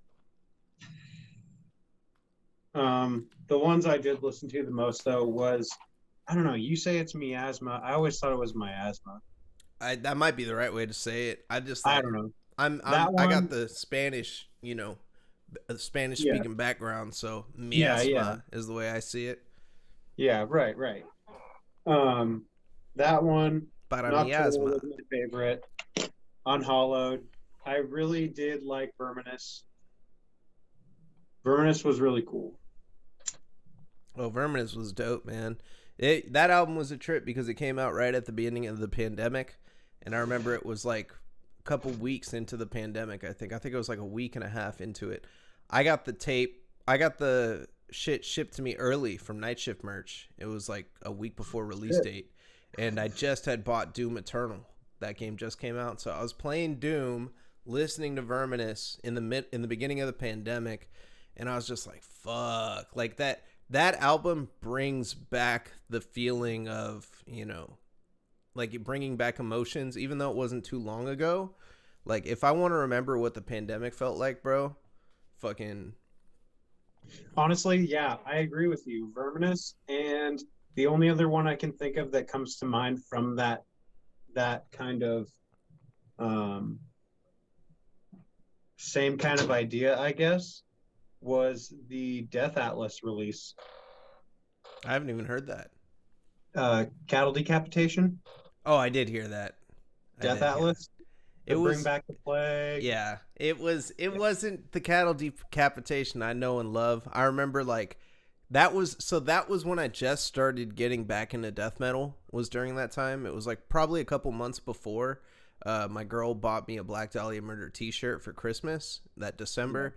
Then I started really listening to like them again, like heavy, and then fucking I started like expanding. I heard like Blood Incantation like 3 weeks before the pandemic happened. I'm listening to all that shit. Bloodspore was another band I was listening to. Yeah. It was weird, like the bands I was like gravitating towards. And the pandemic was when I really heavy got into that shit. But yeah, I remember the cattle decapitation, and I remember like the reception to it, and I was like, oh fuck, because I hadn't listened to them since I was like in high school. And I was like, dude, I wonder what they like. If Black Dahlia still rips it, these guys still rip it. And I remember hearing it, and I was like, what? You know what's funny is I had that exact same reaction because the last Cattle Decapitation album I listened to religiously before I stopped listening to metal for a while was Karma Bloody Karma. Mm-hmm. That was the last one I'd heard, and I was a big fan of Humanure. I really liked Human Jerky. To Serve Man is still my favorite release of theirs, one of them. I love To Serve Man. It's just the perfect blend of death metal and grindcore. But I agree. Karma Bloody Karma was the last thing I'd listened to by them. And once I'd gotten back into listening to them, Harvest Floor had come out, Anthropocene Extinction, Monolith. Those are all, I mean, honestly, I think every album they did was good. Yeah. Oh, I'm not saying it was bad. For sure. I'm not saying it's bad. It just was definitely like, the fuck are they doing now? Yeah, there's ones I like better than what they're doing now. You know who another band that did that same shit with me too? Like where they sounded one way and I didn't hear anything from them for a long time. Then they changed. They were like hella different. Fucking Job for a Cowboy. You just said them earlier. Yeah. Like I was like, what the fuck? This is death metal. Like they. Yep. Like what the fuck? They took. And I need to go back because I remember my initial reaction was, well, this isn't what I was looking for right now. So I move on to some other shit. Like I need to go back and listen to that newer Job for a Cowboy because maybe it was some dope shit. Yeah, like, do you remember is the Doom album where you were listening? Doom was when I heard them, and then I didn't hear shit after that. And I love Doom, bro. Yeah, I didn't hear shit after that. Genesis? That's when when I came back to them, I was like, yo, I want to hear, like their later releases. There's hella more Job for a Cowboy now. Fuck yeah. And I put it on and I'm like, this isn't more Doom. There's no breakdowns. Yeah, dude. I was like, damn. But I wasn't in the headspace. I wasn't looking for more traditional death metal. You know what I mean? I wasn't looking for that when I was listening to it. So I wrote it off. I was like, well, they're not the Job for a Cowboy I want to hear. Like, if I want to listen to death metal, I'm going to listen to this band or this, you know what I mean? But now, that time has gone by and I kind of like understand it. And I've heard from a couple people like, oh, it's actually pretty good, Yeah. And I'm listening to all the death metal now. I got to listen to that shit. Genesis is probably one of my favorite releases of theirs. And a lot of people will disagree with that. I have had people disagree and say Ruination. And there's one more that everyone was saying was better. But ultimately, my favorite ones were Genesis, Doom, and I did like the Gloom EP because it kind of revisited those Doom days. That's what I listen to that. I gotta listen to that EP. I like Job for a Cowboy. I always have. I know a lot of people trash on them, but I think they're good. Oh, bro, Knee Deep was like one of the songs that when I first started getting into extreme music, that was like so good. You remember the SpongeBob video of that? Yeah, or no, they did that. Yeah, they did it with Knee Deep and Entombment. Yeah, dude, it was fucking amazing. I remember my friend showed me, and I saw that, and I probably wouldn't have gotten into extreme music at that age. Like, if you would have just played Knee Deep for me and been like, "Yo, check this shit out, it's sick," I'd have been like, whoa, that's like a bunch of weird noises. I'm cool, bro. Yeah. But seeing SpongeBob, like as a kid too, seeing SpongeBob singing, I was like, that's sick. And then I watched the video over and over again just because it was like SpongeBob singing it, and I thought it was so funny, and I'm showing people. Then I was like, fuck, I kind of just want to hear this song. And then I was They like, did that with Black Dahlia too, didn't they? I didn't see it. I didn't see Black They did a Dahlia at that time. SpongeBob one with Black Dahlia. Black Dahlia, I heard of it because my homies were like playing, what's it called? They were playing Statutory Ape in school. They were like, we used to fuck around with the guitars on like lunches and breaks and like PE, or not PE, on like our, you know, breaks in between classes and shit. We could go kick it in there. Passing period or whatever. Yeah, like we just chill. And the music teacher was dope as fuck. They had like a half stack in there and a bunch of pedals to fuck around with, and like I think it was a telly. They had like a telly, and they were like, yeah, like you could just play this shit whenever you want, you know, come in here.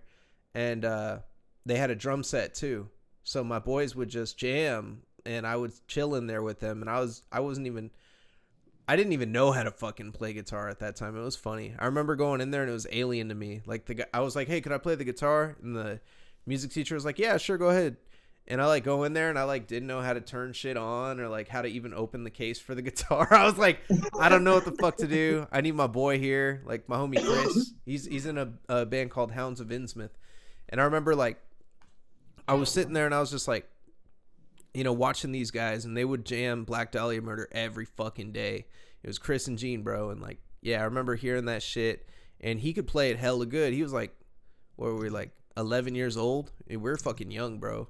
And he could play that shit really good. My friend's a great musician. And yeah, I remember like I told him like, could I get a CD of these crazy bands that you listen to? And he threw all sorts of shit on there. He threw some Fugazi on this fucking CD. Like he literally threw like, yeah, like he was like great music kid. Like, or I can't even fucking talk right now. I'm talking in like, am I okay? I think I'm fucking stroking out, bro. Okay. Let me get my story straight. I think it's because it's getting late. So this dude fucking told me, here's a CD of like all the dopest shit that I like. And it had Fugazi, it had like a Random Event Sevenfold song on there, and it had Black Dahlia Murder, and it had some I think it had some like metalcore shit too from the time. And then he threw on like Between the Buried and Me,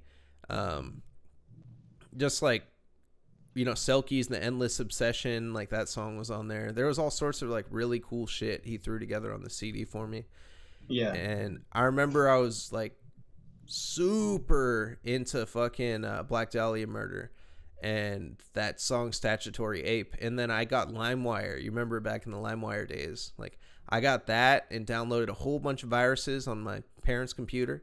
And I downloaded fucking a whole bunch of songs, but I remember seeing the titles of the Black Dahlia Murder songs, and I was like, oh, I can't get that one. I was scared to listen to these fucking songs. Like some of the songs were like, that one. Yeah, like they sounded just so alien and like scary to me. Like I was like, man, I don't know, that's some satanic sounding shit, you know, like still, as far as Black Dahlia Murder goes, still to this day, if I were to ask right off the bat what my favorite song would be, I would easily say Funeral Thirst. Yeah, dude. To see like that kind of shit, I was like, I don't know, like those titles, Elder Misanthropy. I didn't even know what the fuck that meant, but it just sounded fucked up. A close second would be Thy Horror Cosmic. That's a good song. Or Thy Horror Comic, whatever it's called. I'd say Dave Goes to Hollywood. I would say Miscarriage is a badass song. I don't like talking about that song right now though. Yeah, because I got one on the way. I'm like, man. Yeah, I don't blame you. But it's about politics. That song's about politics. That's not even what it's about. It's about like a miscarriage of justice. So I thought, you know, that's cool. Love that song. Love the guitar riffs, and I love Closed Casket Requiem. That's got to be probably my favorite, because I remember like that was when I decided I love this fucking band, because I just got my first guitar. Or no, my dad got me a War Beast. I'll show you the War Beast now too, because I actually have it right here. I've never showed you this. So my dad got me this fucking BC Rich fucking War Beast. Oh. Yeah, dude. When I was a fucking kid, and I'd sit there at the computer on ultimateguitar.com looking up tabs and just like trying to play shit. And I downloaded the shit called it was some like guitar. It wasn't Guitar Pro, but it was like the free version where you can like get tabs downloaded. And I downloaded Closed Casket Requiem and fucking would just sit there and try to play it all day. And I love that song so much. I still play that riff. When I pick up a guitar, it's always one of the riffs that I'll just randomly play when I'm jamming alone and shit. Just warm up with. Yeah, like I love it so much, and it just slaps. The neighbors probably hate it because they hear it all the fucking time, but I don't care. You know I what's love funny? it. When it comes to covers, I used to play so many when I started playing guitar, so many, and it kind of pushed me to stop playing guitar because I felt like I had no creativity of my own at a certain point. I'd played so many covers. I agree. I know that And feeling. I stopped for the longest time. And then finally one day I was like, I'm just going to reteach myself because I know how much fun I had playing, you know? So I bought another guitar and I just retaught myself from the beginning the basics of everything. I just went over all the basics, scales, chords, all the dumb shit that nobody wants to go through, but you do so you can learn it the right way. And from there, once I got all that down, I just started making my own music instead of playing other covers. You know what I mean? Yeah. Nowadays, if I pick up my guitar, basically, I'm just going to go off on a vibe instead of try and play something else. That's normally what I would do now. Yeah, dude, that's a fun way to play, man. Like if you just, get down, do some shit, like just play whatever the fuck. Like Exactly. I like doing that sometimes. Like I get riffs in my head sometimes and I'm like, yo, I wonder if I can put this shit down on a guitar. And you know what the most frustrating thing is when you try to do it but you can't. Like that is the most frustrating feeling in my life. But yeah, when you can do it, that shit is sick. So you're like, yo, I just thought of this shit and I laid it down. but what's cool is when you get to those parts where you can't figure out how to do what's in your head, you can find other ways to do that to copy that same sound, I guess, in a different way. Or do something even cooler. That's what's so cool about this shit, man. Like, I never get tired of it. Yeah, dude. Oh, yeah. There's like so many different things you could do with it. It's so fucking fun. I will say the one thing I get tired of is not having somebody to play drums with. Yeah, dude. I totally feel that. Like, I just copped a bass. So I'm down to jam and do some shit. Fucking But fuck, man, I'm getting off topic. We didn't even get to the news yet. I got to get to the news. Okay. I know. We're like an hour and a half in. Fucking now I'm just starting to get to the news. Moving forward. Let's get to the news. Yeah, moving forward, I'm starting off with news and then the dirtiest and the deadliest of news. So, Sum 41 is dropping a new album. And says Sum 41, Derek Whibley. Sum 41 is dropping a new album, and it's a 2-part album. It's called Heaven and Hell. The Heaven side of the album is pop punk, like their old music, and the Hell side is going to be death metal. Do they know what death metal is? I 100% think so. Well, no, not death metal. Heavy metal. I don't know if it's death metal or heavy metal. Heavy metal makes sense because the guy, what's his name? Dave Baksh, the guitarist from that band. I used to love them when I was a kid, so I thought this was interesting. I will say All Killer No Filler wasn't bad when you were a kid. Yeah, the guitarist on there, Dave Baksh, is a huge like Iron Maiden fucking like savage. Like he just loves Iron Maiden. All he plays is Iron Maiden and shit. He's really into like that British wave of heavy metal like type shit.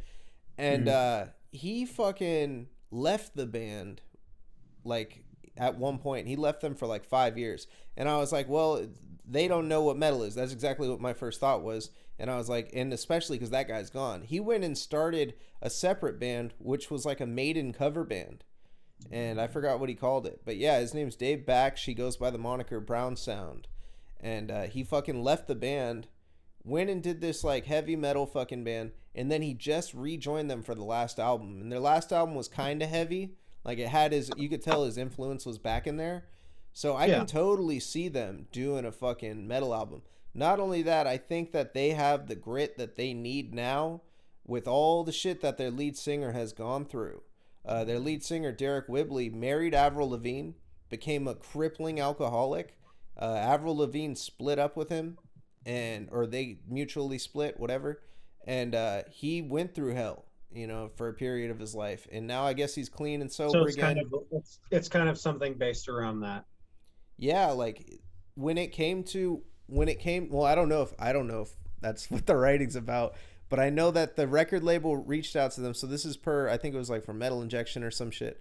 When the record label reached out to him and said, "Hey Derek, we need some songs written for like these new bands. Can you give us some shit and then we'll give them to these bands, you know, that are upcoming?" Because that's how the fucking music industry works, and Right. it's all fake, and people don't Yeah. write their own shit. But Exactly. so fucking, they asked him for this. He said he was like 4 songs in, and then he said, "Wait a minute, these are my songs. I want to fucking do a new project." And he said he was writing some pop punk shit and writing some heavy shit. And he talked to the band, and they were like, "Yo, we're down to get back together for another project," and it's turning into a fucking 2-sided fucking project. So it's Huh. gonna, if it comes out on record, it's gonna be like one side is the heaven side, the other side's the hell side. I think Right. that's pretty cool. Do I want to hear more Sum 41 after listening to their latest shit?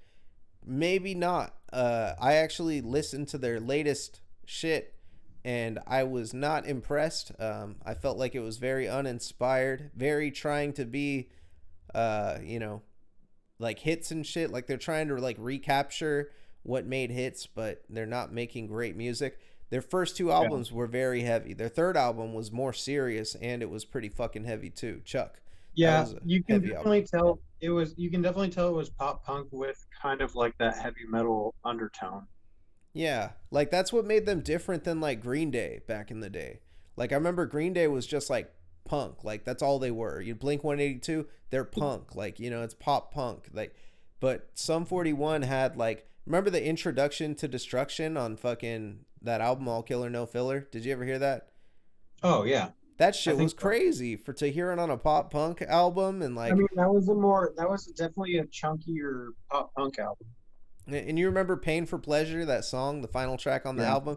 Pain for Pleasure. Like that shit was cool. Like that you could tell they had that influence. So I think it would be cool. Say they did a whole album that sounds like that, which brings me to another thing that I wanted to talk about. What the fuck do you think about these bands that try to recapture that 80s shit, and the guys dress up like it's the fucking 80s and they wear like all that shit? Do you think that that shit is cringy?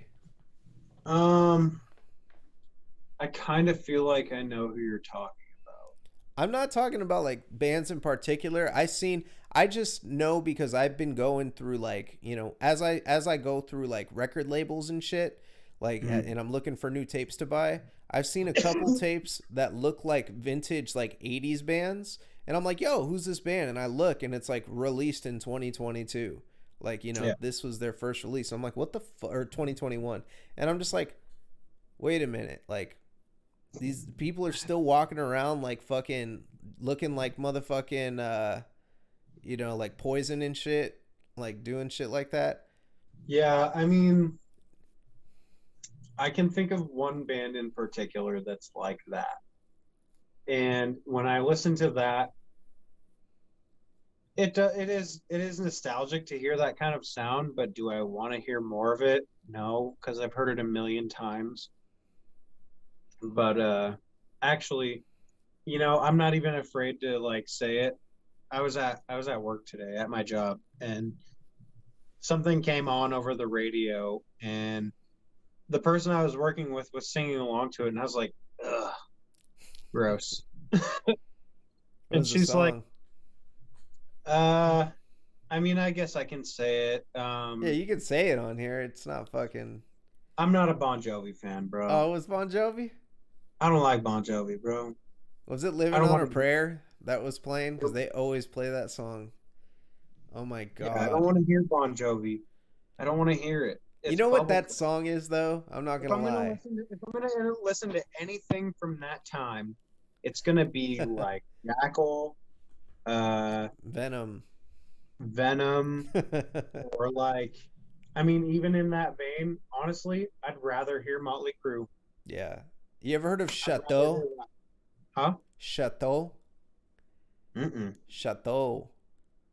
They're a really good band, bro. I'll send you Chateau. They're this band that dropped like one album in 1984, and it's like straight fucking hair, new British, metal, like new British wave heavy metal. I just So couldn't. good. I could never get behind Bon Jovi. It was very Yeah. bubblegummy. Yeah. And I she's like like, "What's wrong with Bon Jovi?" I was like, "It'd be easier to ask what's not wrong with Bon Jovi." I you They know what got I, they got great hair. I'm sure they got great hair. Oh yeah. It's Bon Healthy, Jovi. I'm sure. Bon Jovi's Bon Jovi, They're Friday, I they're don't know. Friday night. I just got at the bar, put it on the jukebox kind of music. Like I it's mean, they could hear commercial me shit. saying, yeah, they could hear me saying that, and it would make no fucking difference to their day Yeah. at all. Bon Jovi's fucking they don't give a fuck cuz that shit's on a potato chip commercial. Yeah. Yeah, or some I don't know if it's on a potato chip commercial, but it could be cuz it's If I'm gonna fucking listen to if I'm listening to old stuff, and I don't want to, we don't need to talk about the old shit because it's been around forever. We all know and love it. But I like ZZ Top. I like Van Halen. I like Stevie Ray Vaughan. Like Boston. yeah. Oh, Boston is dope. Boston. Yeah, everybody loves Boston, man. You can't say. Boston is dope. Yeah. Like that shit's cool. Bon Jovi, In the I same can't get vein, behind it. Now, in the same vein, here's another bit of news that just came out. Skid Row has announced that they are releasing a new album. Do we need a Skid Row album in 2022? What do you I think? mean, I guess if Sebastian Bach thinks so, then let him do what he wants to do. He's got more money than I do. If he wants to do it, let him do it. Like, when's the fucking last time Skid Row dropped an album? Like, I haven't even. What's funny is I have a Skid Row tape. It better be fucking. Wait. I swear to God, it better be. What's it? Yeah, it better be Skid Row. It better be It is there. Skid Row. It is Skid Row. Let me see. Hold on. Oh, you're I holding it don't right have the there. case. I don't Oh, have the case, is but that like original pressing, bro? That's probably worth something. yeah, I actually stole this from my parents, straight up. That's probably worth something.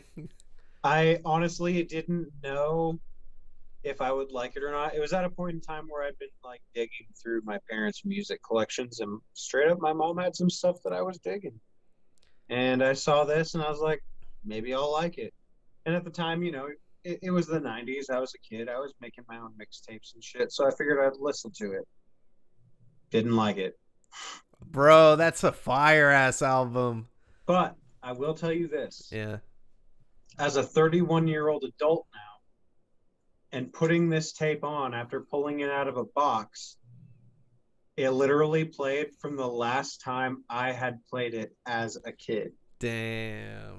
That was unique to me, and now I dig this. So I got a special story about that. I have a Skid Row story. So when I was like I think I was like 18 years old. I was like 18, no, I was 17 years old. I was young. I was fucking young. I remember I just dropped out of high school, and there was this girl that I used to hang out with like all the time. And well, no, it was my girlfriend at the time, yeah. So fucking, I'm over at her house, and her dad. It's like getting late, and I'm like skating. I was about to skate fucking home, like 2 cities over and shit. Her dad, fucking like tells me, "You want to ride home?" And I was like, "Yeah, that'd be cool, You don't I said, "You don't have to." And I was like, "Thanks, man. You don't have to." And he said, "I know I don't have to. I want to." Of course he said that. And I was like, "Oh my god." And I was like, "Thanks, I don't man." want to. But so we get in the car and he had this truck. It was like a 4-seater truck. She rode in the back seat. And this dude had like the craziest speaker system in his fucking truck. It was like the clearest audio I've ever heard. And he put in a CD and he put on Piece of Me by Skid Row. Going through the city and I'm looking for a fight. And I'm just like, and he put the volume so fucking loud. That shit was just blasting. And he's like pumped the fuck up. He's smoking Marlboros and shit. Like he's just like he was like like an older dude. He grew up in the 80s and shit. Had long hair and shit. Right, it was dude. a different time. And he shredded, bro. Like shredded like Bruce Lee. Like And this was like 2000 fucking like 9. So it was strange, man. So he's like driving. And I'm just scared shitless in the passenger seat. I'm like, dude, this guy's gonna fucking kill me. Like he's literally like he does not want me to see his daughter ever again. Well, no, he did. He was cool. That's the weird thing about it. The thing was, it was rough. Like with him for a while when I was just skateboarding and showing up at the fucking house all the time, and I'd be the same way. Like with some kid, like, hey man, what the fuck you doing? Like just skating here every fucking day. Like, right. Why are you sitting in front of my house? One time he told me, like, because I showed up, she was like, yo, wait in front of my house for me. So I pull up and I'm sitting in front of the house and he pulls up like home from lunch break or like coming home from the store or some shit. It's like, the fuck you doing sitting in front of my house? And I was like, yo, man, hey, she told me, I can't come in because nobody's home. So I'm waiting for her to come out. And I'm like, all right. And he was like, whatever. He was still cool though. He gave me a ride a couple times and shit. He was a chill dude. And then when I got a car, everything changed. He was hella cool after I got a car. He was like, he literally told me, he like shook my hand and was like, hey man, I just want to say things are going to be different between us now that you got a car. I was like, right on. He was like, how'd you get this car? I was like, I fucking worked for it and got it myself. He was like, oh, okay. What age was that? Huh? What age were you? When I got the car, I was 18. Okay. Yeah. So when I was, I went from being a shithead kid with no job to fucking having a car and like kind of having my shit together a little bit. So. You know what's funny is when I was 18, I wasn't even listening to death metal as much anymore. Oh yeah, dude. At that time, I was listening to hip hop, bro. Especially when I had my car, I had CDs. But you know what I was listening to? I was listening to 90s Bay Area rap, like exclusively. So I had in like obscure shit, like RBL Posse, like oh yeah, they released solo albums. So like there was a dude. You know Doomsday? Mm-mm. You don't know Doomsday Productions? Mm-mm. Oh yeah, I know Doomsday Productions. Yeah. Fucking with Brother Lynch featured on there and shit. Yeah. Oh, all that Sacramento shit, bro. Yeah. I remember that's what actually started my interest in listening to that kind of shit, because my cousin had Season of the Sickness and he had a Cadillac that had fucking 215s in the fucking back. And I remember he got me high as fuck and he put on Season of the Sickness on a long ass drive all the way from San Francisco to the East Bay. And I remember we sat there and listened to the entire album, and I was just like, call me Agent 00 Deuce Fault Black. Bro, yeah. And fucking, oh my God. 8 Ball or whatever. What's that fucking one song? The Cue Ball. Yeah. Yeah, bro. Fucking. You're thinking of Loke to the Brain. No, the one after that. The one. Liquor Sick? I'm liquor sick and I just might lose control. Yeah, that album is so good. I wish Brother Lynch would have stayed the same moving forward. You know what I mean? Yeah, honestly. No album hits the same that he dropped after, except for the album he did previous to that. The album I liked the Rip Gut collection. I liked what was his first one? Meat?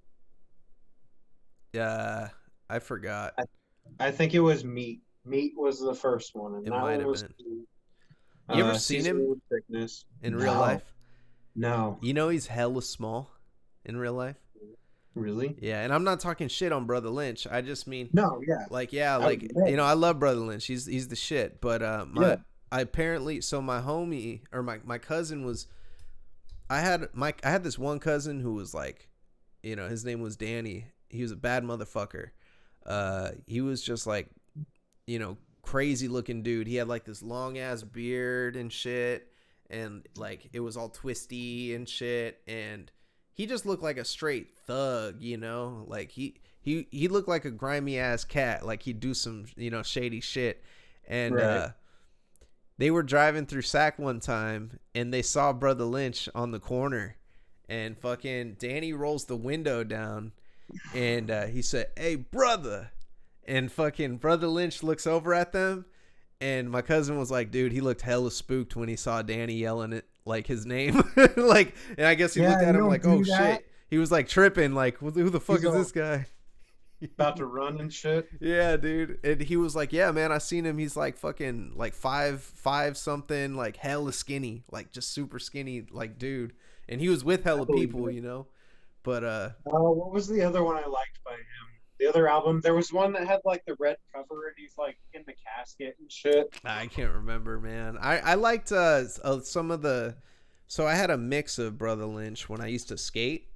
So there Hmm. are some songs that I like. You know who I thought was sick though? Like this, I feel like this album complements. It makes up for 24 Deep was the first album. And Yeah, then yes, 24 Deep. Season of the Sickness, was the second one. Loaded wasn't it? That's where he started to like change a little bit. But Yeah. what I was gonna say I'm thinking of was Now Eat. It wasn't called Meat. It was called Now Eat. Now Eat. Yeah, Yeah. that what was the one I was about to say? Fucking Mr. Doctor, bro. Like that album Uh, complements Brother Lynch. Like Mr. Doctor uh, goes 40 so hard. ounces And and Chronic chronic dose. Dice. Stay I high, say, motherfucker. motherfucker, Grab my briefcase and some crumble-weed. Buckshot shells buckshot from a shells dead from a body. dead body. Yeah, bro. Got a That whole shit bunch of bodies in that couple of goes. Yeah. Yeah. Sitting on I truths and love vogues. Yo, and then like the Sacramento just had so much good rap. Like, and that was what I yeah. was listening to. You know what I had on CD? I used to burn CDs when I had because my first car was like a little Toyota. Yeah. No, it was a Honda Civic actually. It was a Honda Civic, little Honda Civic, like over 200,000 miles. I had to put water in Me it to get too. the motherfucker going. Yeah. And bro, I had a 95 Civic. That was my first car. I think it was a 96, the one I had. It was yeah, dude. Those cars are gangster, bro. And Yeah, dude. yeah, so I had that shit and the CDs that I had in there, I had RBL Hitman, Solo Creep, that album, Yeah. Macaho, Crackaho, and Yeah. then I had Holotip, fucking the first album by Holotip. What's the fucking album called? Oh my god. Fucking Taking No Shorts. Taking No Shorts by Holotip, bro. And that shit is so sick. And then Flawless. I had that album too. And oh my god. Yeah, those fucking albums like changed my life, bro. I used to just cruise around listening to them over and over again. And my girlfriend hated. I had that and then I had the Black Sabbath collection. I had like every Black Sabbath album, and my girl didn't like fucking rap, and her dad hated fucking rap, so I wouldn't play it when I'd pull over. But I remember one time I pulled up. It was like probably the second or third time I like pulled up in my car to like pick her up, and I Yeah. wouldn't even go in the house. I would just like pull up and like double park in the middle of the street, and she'd come out. And I remember I had like Electric Funeral just blasting fucking Electric it was Hero. going wow wow ba-na-now, bow, Yeah. ba-na-now. And fucking I smelled a cigarette, so I knew her dad was outside, and she was like running out, and she was a weird chick. Always had a blanket with her, like everywhere we'd go. She'd always like bring a blanket because it would be cold, Okay. but she didn't want to wear Yeah. a jacket. We'd always be like going to like the forest, like weird shit. Okay. So Yeah, I feel it. I feel it. yeah, she comes running out, and her dad's just like what the fuck. And I drove up. I turned the volume down when she gets in the car and I take off.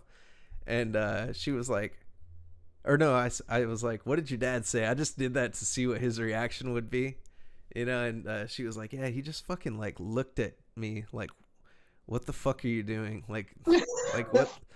He just looked baffled. Oh my god, dirty.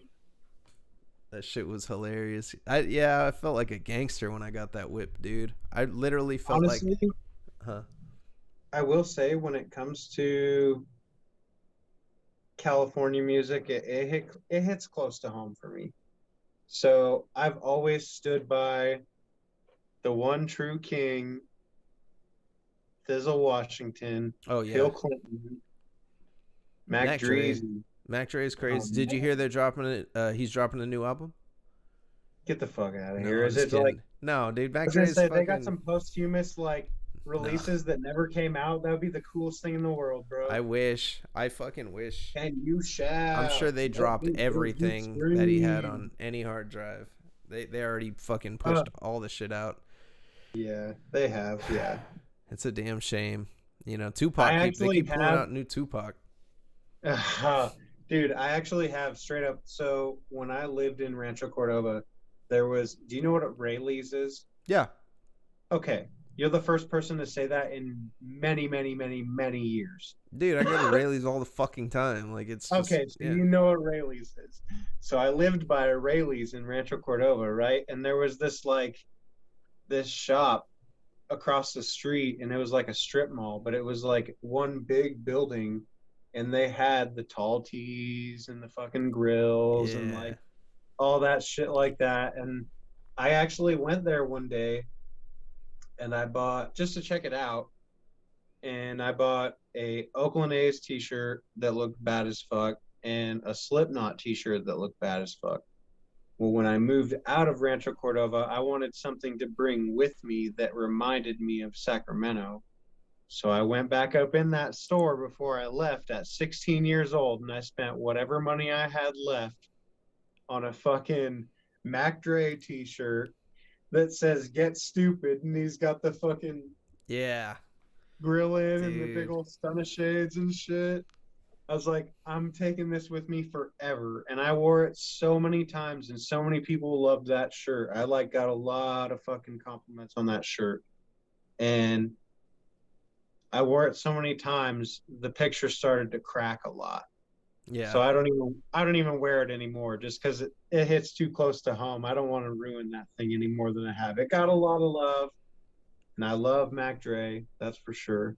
No, dude. Yeah, Mac Dre is a fucking legend, man. And I'm shocked to this day when I still hear people that haven't heard of Mac Dre. I'm like, dude, like, Yeah, like come on. straight up. I will say he's not my favorite rapper of all time, Yeah. but I will say when Mac Dre just hits different. Gavin said I'm the what did he say? Gavin said I'm the death metal Mac Dre. Oh my god, Gavin, like my homie Gavin. Yeah, he said that. He's Oh like, my you're like the god, death metal Mac Dre, dude. I was like, what? yeah, yeah. I mean, Yeah, I'm done. You should watch when I talked to fucking Seven, because it was just so refreshing talking to someone from the Bay. Like he got my lingo and shit. yeah, And like it was cool hella, because normally I like try hella. not to say certain shit because people get hella confused. But like, yeah, dude, I was just like talking. He was just like, "What the fuck? I haven't heard anybody say that in hella long." Because you know where he's at. Like at that time, he hadn't been back to the Bay like in a minute, so it was super funny. Right. Yeah, I dig all that shit, man. Keep the sneak, Oh Cody yeah, Water. Ooh. keep the sneak, man. I see. That's the thing. I gotta be careful with shit that I say about Bay Area rappers because that shit gets real around here. Yeah, Motherfuckers it got does. It clapped. does. R.I.P. the I Jacka. will say it's killer music. Yeah, it for real. Straight Fucking up. the Always Jacka, for that. motherfucking three times crazy, fucking. Oh my god, there's so much good shit. Hustler, hustler, hustler, fucking AP9. He's in like, I think he's down in Vegas now. Who else? Fuck yeah, the Mob Figures. I remember when I remember when the Jacka died, bro. I was watching the news and they reported on it like on the fucking like Prawn 4 or whatever, and they were like, the lady was like, the Jacker from the Mob Figas, like Figaro, like that's how she pronounced it. The Jacker from Mob Figas passed away last evening, and I was like, that makes me wonder, like, why have we not brought up Nicotina? oh yeah, oh bro, Nicotina's crazy. JT the bigger figure, bro. If you bring up Nicotina, you gotta talk about, and he's Fig Panamera now, or I don't know what he is now. I think he might be, but yeah, Nicotina. Esquire did a show with Nicotina one time, and really, yeah, he's still very active. He does pay for play shows though. It's fucked up. Like, I mean, he's not paying, but if you want, anybody can do a show with Nicotina. If you got $500, you can open for Nicotina. You know what I mean? It's fucked up. Right. Like, it's like, he goes city to city and he's making bread doing that. I think he dropped a song called like Booty or some shit. I don't even know if he's dropped anything new. But I haven't listened to Nicki in so long, but yeah, I listened to his old shit. I remember like someone was like, yo, listen to this Nicotina song. This shit's hella sick. And they showed me the Dice of Life. And I was like, yo, this motherfucker is coked out of his mind. Like, he's not even like, but some of the songs really slap. My name is Nikki, but you could call me Dre. I'm only in town for one day. What up? Aretha Franklin tapes I like to play. What up? Boom, boom. Like, literally, like, one of my favorite albums when it comes to Nicotina and Mac Dre is Tale of Two Andres. Ooh, that is like Cadillac Girl. My wife, Chevy. I knew I was gonna marry my wife on our second date, and no, I think it was our first date, when she sang the entire lyrics to my homeboy's Chevy when we were driving. I just met her. I didn't even know what kind of music she listened to, but she was like, I started playing that and she was like, oh, I know all the lyrics to that song. I was like, no. I said, I was like, sing the whole song. I turned the fucking volume all the way down, and then she literally sang the whole song from beginning to end, and I was like, no, dude, I was like, yo, this is the dopest chick I've ever met. Like, you got a winner, bro. You got a winner. You got a winner straight up. Yeah, dude. That shit was hilarious.